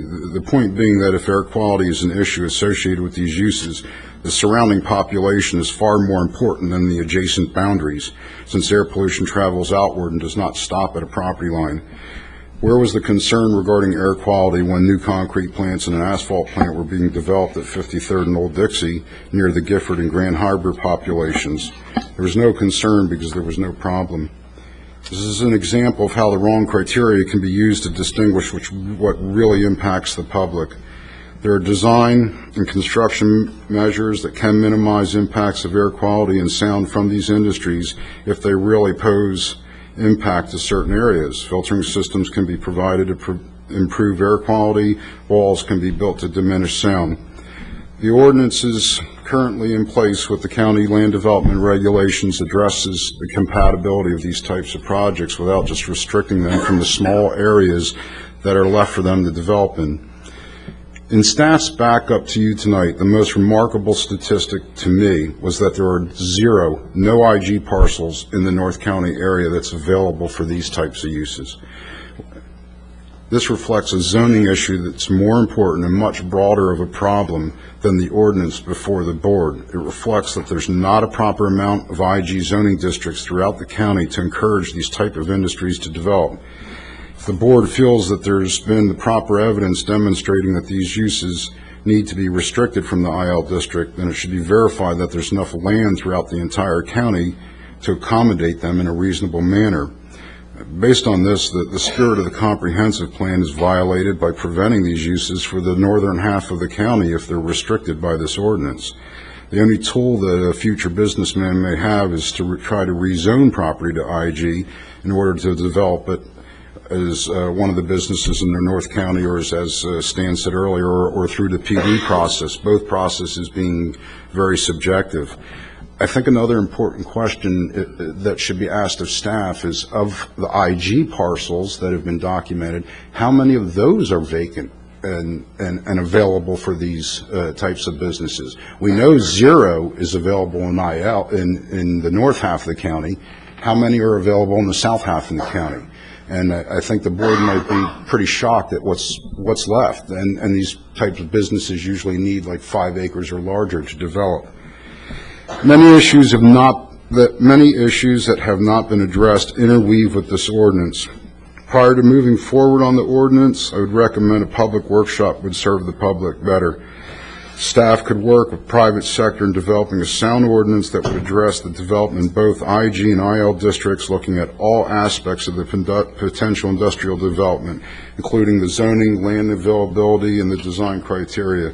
Develop a set of criteria that puts the technical issues into an accurate perspective from all sides, and that's not emotionally being driven due to a specific project. allow the time for the data from all of these industries to be properly represented as to what level of impact they really provide instead of a single focused group of data from one industry. What projects are really causing the problems that are being purported? The next slide is based on the latest update of website scorecard.org, tracks air pollution in our county. Macho products being a project sanctioned for the IL zoning district and would still be allowed in the IL district if the board passes this ordinance, is the second highest polluting industry regarding total chemicals released, second only to the City of Vero Beach power plant. Compare the impact of a trucking terminal that would also still be allowed in the IL district compared to the impact from one of our existing concrete plants. The next slide shows that, also from scorecard.org, shows the top 6 air polluters in our county. You can read for yourself. Nowhere on that list is any of the concrete plants in our community. In closing, I hope the shortcomings of this ordinance have been exposed to the board. I recommend to the board to not move forward on a knee-jerk reaction to a particular project. Allow the professionals that we have in this community to have the time to evaluate the impact of all of these uses and allow the businesses to flourish in our community. However, if the board feels they have all the information needed and move forward on this ordinance as written, then I would respectfully request that the board guarantee the issue of vested rights for pending projects that could be affected by this ordinance, as several of the planning and zoning members spoke strongly in favor of. It's not conducive to the public's interest as well as attracting future business and industry in our community if we're going to force developers to rely on our codes for the projects, but also send the signal that we can change the criteria at the last minute and pull the rug out from under you if we just don't want your project in our backyard. Our codes must sustain a level of integrity that provides assurances to future developers that these are the rules and that there is no further risk that they will change at the end of the process. Development is risky enough without adding the additional risk of bringing your project to a complete stop, regardless of how far you are in the design process, relying on the codes in place. If developers feel this can happen to them based on the possible precedents this ordinance could set by not acknowledging pending applications, our community is going to lose these industries to other counties. Some people may feel that this is fine and these industries are not desired in our community anyway. Make no mistake, the benefits from these types of businesses and the services they provide to our county are mandatory for a well-rounded local economy. They add to our tax base, they create jobs, and they bring millions of dollars into the community through a multiplying effect.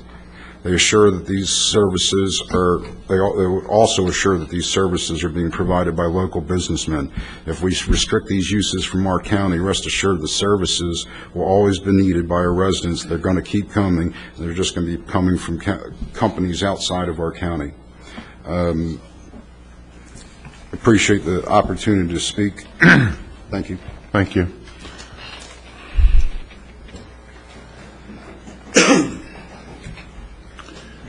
Good evening. William McCain, W.F. McCain and Associates. I will acknowledge I am employed in some capacity by the unnamed site here on a very minor level in supporting engineering services, but I would be here tonight regardless. As you know, I've been very active in recent ordinance changes that were supported by various groups and advisory committees within this county, and appreciated the opportunity to do so. And I think we made great headway with the support of the commission in upgrading landscaping requirements, looking at various things that improve the community and the surrounding community. In all of those ordinances and in everything that was put into place, there was an upfront warning process, if you will, even prior, while the ordinances were under consideration, that were provided by staff at the pre-application level. While that became a nightmare in juggling clients and educating them on the moving target that had to be hit, you cannot take a position, I do not think, that is beneficial to the county by making a change in midstream and making something effective retroactive. We've already sent enough bad messages out of what's currently going on in development arguments back and forth between different fractions within this county to drive clean business away, to drive employment opportunities away. And I think this would just be another huge blow to it if such a thing was put in on a retroactive basis. I had a lot more prepared to do, but Mr. Smith covered the majority of that, so I will close with that, and thank you for your time. Thank you. Yes, sir. Sir, you can come up to this podium if you'd like. No, I'm talking to the gentleman over here. Hi, my name's Robert McWigan, and I'm about a half a mile from the proposed plant. And I just wanted to bring about a point. I want to thank the staff for all of their approvals and recognizing the light industry areas. Would like to make a point. During the last meeting, I was there for quite a while, and my understanding, when you're being grandfathered in, there was talk about it, but I don't think there was a motion to approve that. Make that clear so everybody knows that. I know there was talk about it tonight, but I want to make it clear that I don't think there was a second motion on that for approval. That's all I have. Thank you. Thank you. Yes, sir. Good evening. My name is Ray Halloran. I live in Sebastian. I guess we're not up here. I don't have a PowerPoint presentation, and I'm not an expert on anything.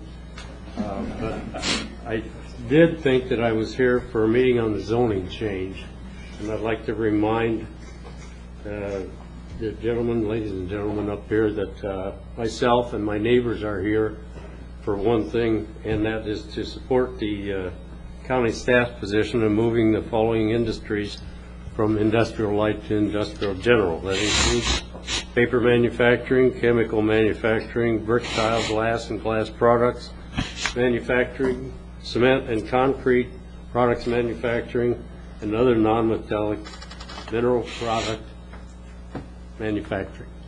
That's all I have to say. Thank you, sir. Thank you very much. Appreciate it. Anyone else like to be heard? Yes, sir.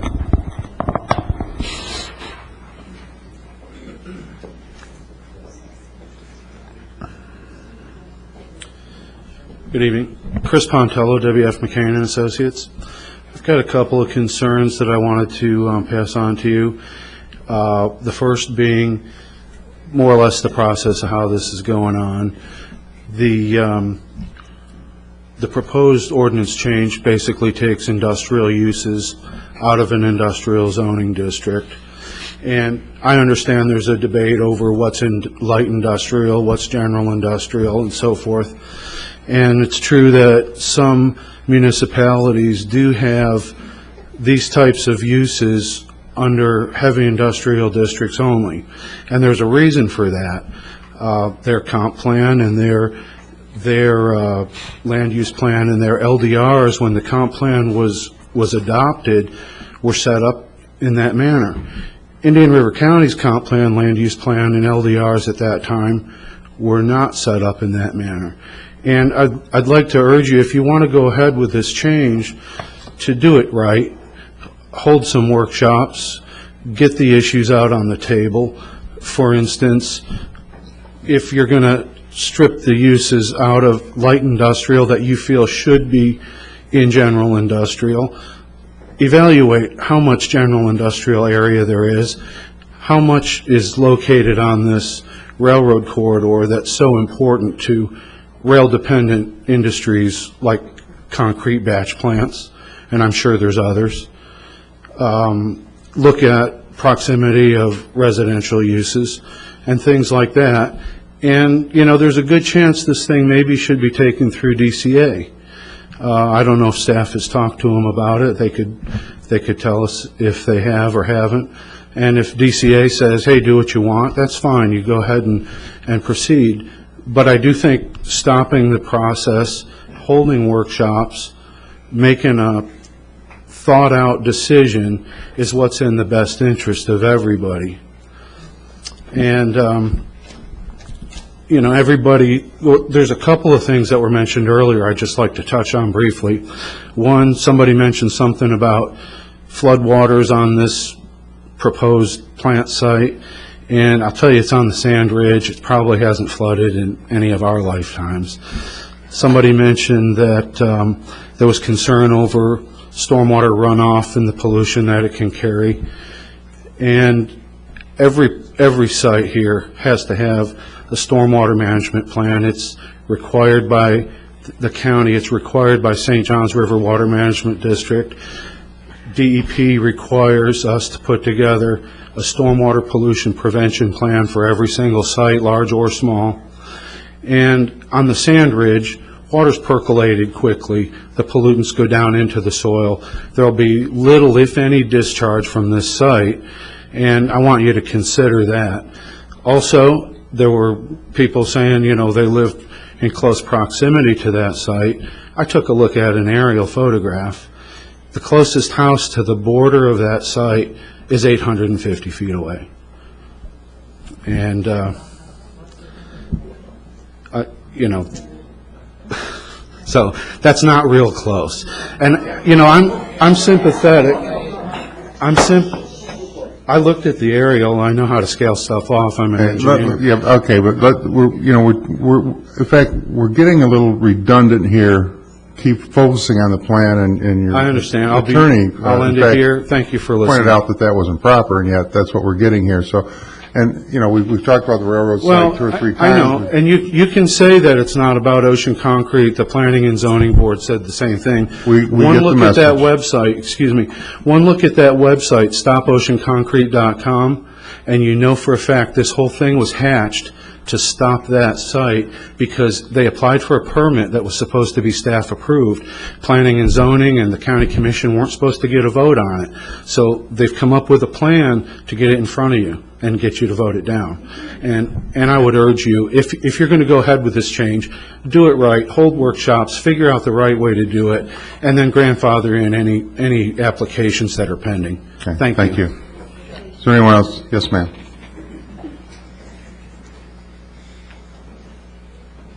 My name is Kitty Boswood. I currently live in Sebastian. I didn't mean to get into something, but it's been brought up by the attorney for Mr. May. He mentioned that he had given a legal memorandum to you on the equitable estoppel that he was interested in for his client. I did want to mention that in a court of equity, as I'm sure Mr. Collins knows and can research, that good faith is the foremost item that they will consider. The preamble to the industrial light zoning mentioned that what goes in there should be in keeping with the surrounding uses. I don't believe that simple warehousing and say some auto mechanic shops and a golf discount house would be in line with a concrete plant. So on the issue of good faith, I'm sure that Mr. Collins also knows that when research is done on a legal issue and a legal memorandum is presented, then what you do in your research, if you were working for the state attorney, would be you would look at both sides of the question. You would look at the law that's in favor of it, and you would look at the law that is not in favor of it, and say if I were a paralegal and I were doing this research for an attorney with the state, I would be required to give both sides so that he can make a good judgment on what the issues of the case are. So I would just want to mention that I'm sure Mr. Collins will do his own research for you, but having the attorney threaten y'all with a suit and have his own research done without looking at both sides is something that I'm sure that you'll want to look at and have the attorney look at. And thank you for listening to me. Thank you. In our backup also, if I could, we Yeah. do have an opinion from our attorney on exactly what you're talking about in the backup. Is there anyone else that would like to be heard? Yes, ma'am. Is there anyone on this side that wants to come up? Right here. Would you come up to the podium, please? Yes, ma'am. Good evening. My name is Carol Barry, and I live in Sebastian. Carol Barry. I'm here to tell you of my fear. that the face of Sebastian will be changed forever should you allow heavy industry into our town. Sebastian's not very big, so heavy industry would surely affect us. It would affect our schools, our homes, our parks, the lagoon across the street. Well, I want to say that. And that would really hurt us.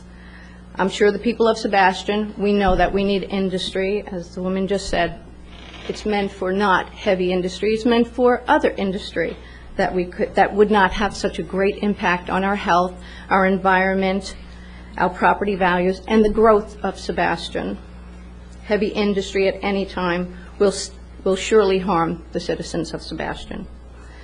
Shouldn't industry be a welcomed part of our city, of our county? We are here not as a group of unhappy citizens, as we were called. We are here as a community of people who love living in Sebastian. There are no do-overs. Heavy industry is not a slight change.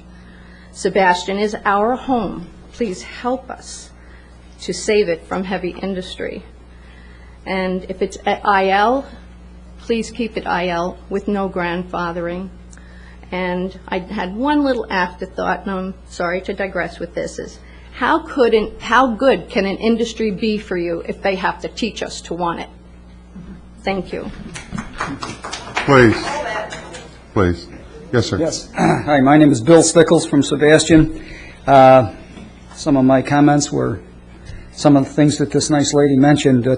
I have an extensive engineering background, and they've given us a lot of statistics, a lot of information regarding how clean different industries are, concrete included, cement, et cetera, But unfortunately, I've seen so many good intentions with an engineering background where companies have come to the table with great plans, great things are going to happen, we're going to live within the law. 6 months, a year later, they've got EPA problems, they got air pollution problems, they got water problems. Things happen.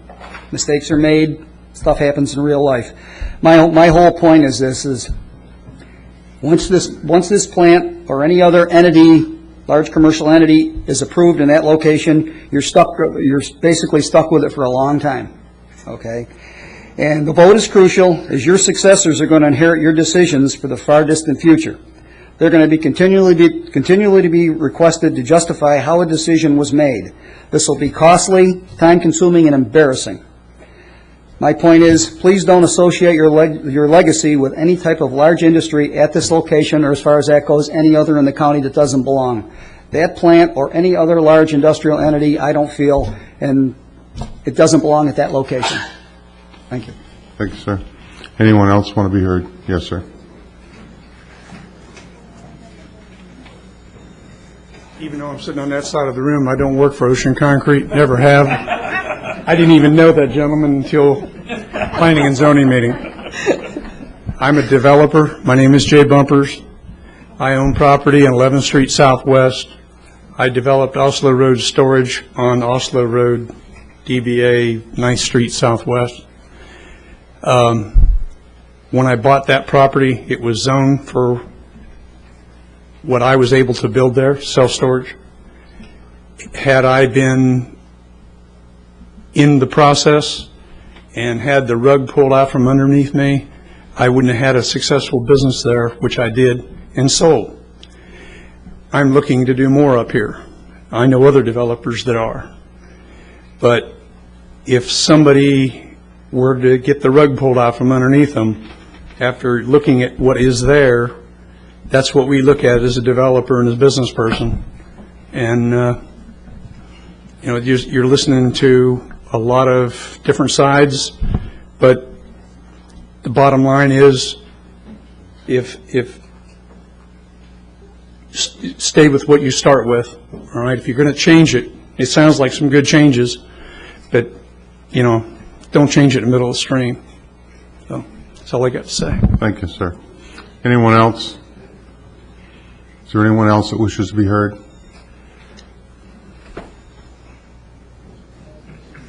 Good evening. George Mabe, Old Dixie Highway, Sebastian, Ocean Concrete. I stand before you tonight a small businessman and a landowner in Indian River County. I'm also the principal for the application of light industrial concrete plant, Ocean Concrete. The this project could be affected by this ordinance that we're talking about tonight. I appreciate the opportunity to talk to you. First, let me say my comments will be as general as possible in nature, to try to bring as light the points of the effects of this ordinance. It will take approximately 10 minutes of your time.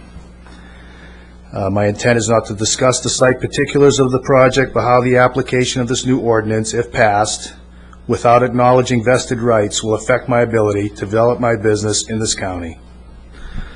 First, when I started this venture of developing a plant 4 years ago, I identified several locations throughout the Southeast to determine where the best location would be to build my business and raise my family. After visiting several sites, Indian River County topped the list as the most desirable place for me to invest in. Prior to purchasing the property here, I had determined if there was a need for concrete in the community. And after a thorough market analysis had been completed, I came to the conclusion that there was a demand for concrete in this county that wasn't being met. Next, I worked with a realtor and reviewed several potential sites where I could build the plant that I had in mind, and finally was shown a piece of property that was zoned IL along the railway in the North County. This parcel was perfect for my needs, and I proceeded to perform my diligence as to whether it was feasible at this particular location to construct the concrete plant. And prior to purchasing the property, I retained the appropriate design personnel to prepare conceptual sketches of my vision and to prepare a formal pre-application conference with staff to identify all the design criteria that would be needed to be met. And also, most importantly, to confirm that the property was properly zoned for the IL use intended. Relying exclusively on the county's land development regulations and staff's guidance, we verified that the property zoning did in fact permit a concrete plant to be developed. And again, with this advice and work with staff and following the ordinance, we proceeded with the formal design of the plant. Over the next 2 years, we finalized and fine-tuned the design, as well as completed the construction plans for the site. We've got structural drawings for the buildings and submitted the incidental local and state applications for permits. All of the work being performed at this time was done with the understanding that all of our design criteria needed to conform to the existing ordinances and codes in place. And now, after a 3-year period, I'm at the end of the design process, ready to submit the final response to staff's comments for approval. And however, it's important to keep in mind this ordinance, which was initiated by a private citizen, appears to have been designed to stop my project. And as I have relied on the attached documents, as I have reviewed the attached documents regarding the ordinance, it is very obvious that the industry being targeted by this ordinance is the concrete industry. Even though there are over 30 uses being restricted, I do not see the data that addresses any of these other uses. In fact, in its entirety, the only subjective data from the concrete industry exclusively. When my issue first came to light at the March 6th Commission meeting, it was my understanding that there was initial indication by the Commission and members of staff that this ordinance was not to be applied retroactively. However, there has been an effort from a small group of citizens at every step of the process attempting to make sure this ordinance would be applicable to pending projects. This was the main topic at the Professional Advisory Committee and also at the Planning and Zoning Committee. After participating in each of these steps, it has become very obvious that this ordinance has become a tool to stop my pending application. As clearly as the applicant's website states, stop Ocean Concrete. Furthermore, the real effect of this ordinance on the public and the county's economy by restricting these businesses has been shuffled aside, whereby the main focus has been my pending application.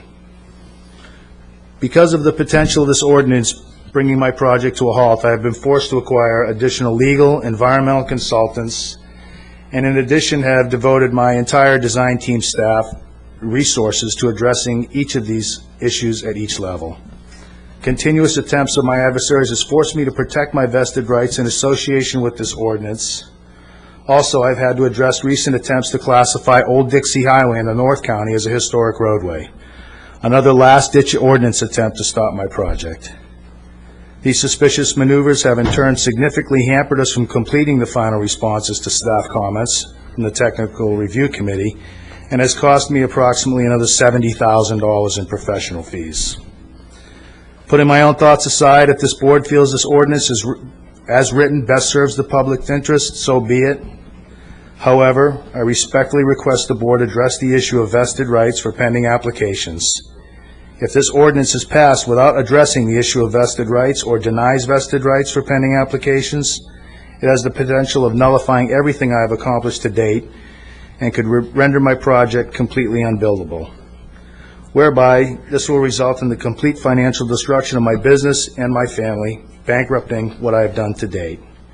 Everything I have owned has been put into the success of this development, and I request the Commission consider what statement is sent to the public and future businessmen in this county if these ordinances are allowed to be passed without grandfathering of pending applications, specifically applications such as mine.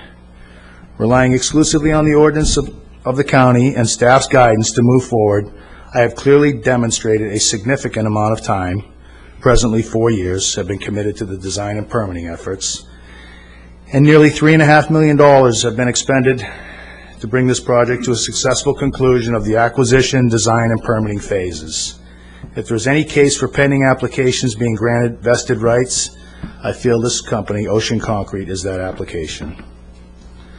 I respectfully request that if the board passes this ordinance, they grant all pending applications vested rights and not subject them to the new ordinance. Please let me complete my project in the accordance with the code that is in effect now.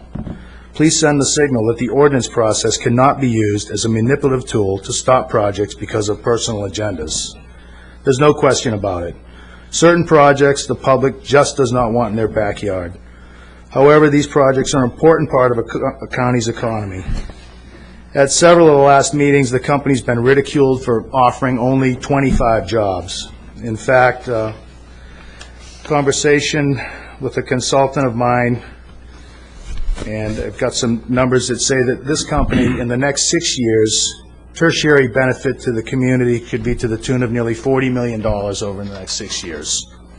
These accusations were made by individuals obviously oblivious to the positive impact we bring to the community.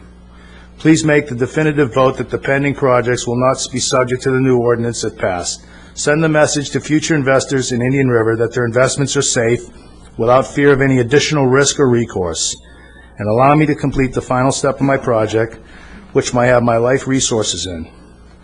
And before a decision is made regarding these issues, I hope each and every one on this board will reflect on the recommendations of 4 of the 7 P&Z members. This ordinance should not affect Ocean Concrete. In conclusion, thank you for the time. I hope you'll give me honest, fair, and immediate relief from this process. Thank you. Thank you, sir. Is there anyone else that would like to be heard? Yes, sir.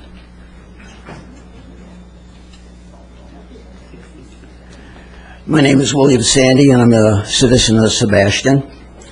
We're here today to support a change to the existing zoning laws that imply to some that heavy process industries are allowed in the industrial light zones. This change will clearly move these types of businesses to the industrial general zones. Citizens requested this body to review our existing zoning rules, and this body responded by having staff perform a thorough review of allowed businesses in the industrial light zone to correct any ambiguities. The results are this proposed change to these rules that take into account not only the spirit of zoning regulations, but as well as the rules of the federal government's standard industrial classification code, and brings us in line with other Florida counties that have experienced substantial industrial growth. With regard to Ocean Concrete, I submit that Mr. Mabb failed in his due diligence. All other concrete batch plants in the county are in IG zoned areas. That should have raised a red flag. Nearby counties place concrete batch plants in heavy industrial zone. The concrete industry itself recommends building plants away from homes and small businesses. In a May 30th, 2000 letter to builders, developers, and other potential business owners appealing for support, Mr. Mabe states that existing Indian River County plants can only supply 30% of concrete demand. Does this mean he intends to fill the remaining 70%? That would mean he intends to supply over twice the product supplied by the 5 existing plants. Think about the traffic, noise, and pollution that would generate. The demand is not there. Just ask city and county building departments how many permits they've issued in the last 2 years, or the inspectors that have been laid off due to the lack of building construction. It may be many years, if ever, that we return to pre-hurricane construction unless meaningful changes can be made to insurance and property tax reform. Mr. Mabe says he has spent the last several years performing feasibility and environmental studies.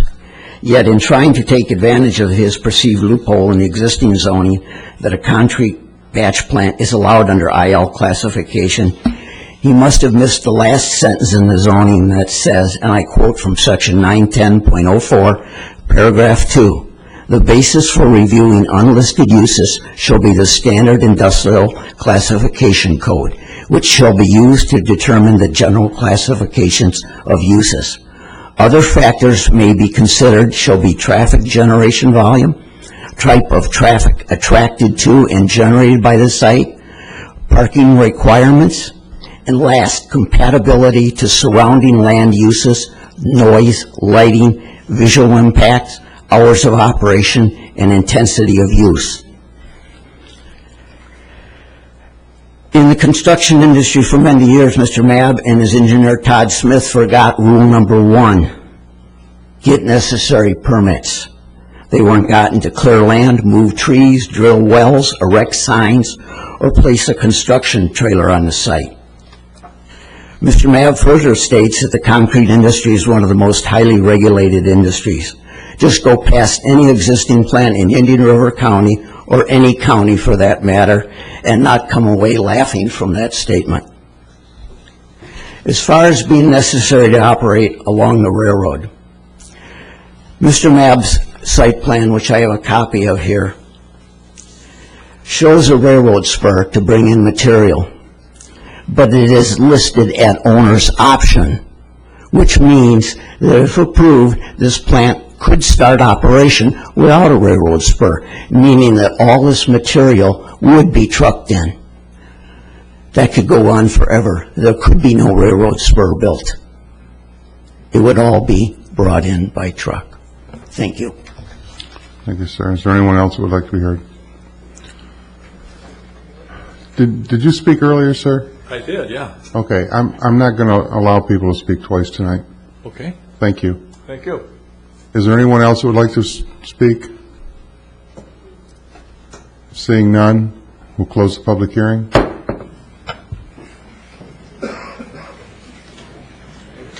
Commissioners, any comments, direction staff? Well, I certainly do appreciate everybody being here for such a charged event, and I really want to give my apologies to the residents of Sebastian because we did schedule this inadvertently on a night of the Sebastian City Council meeting.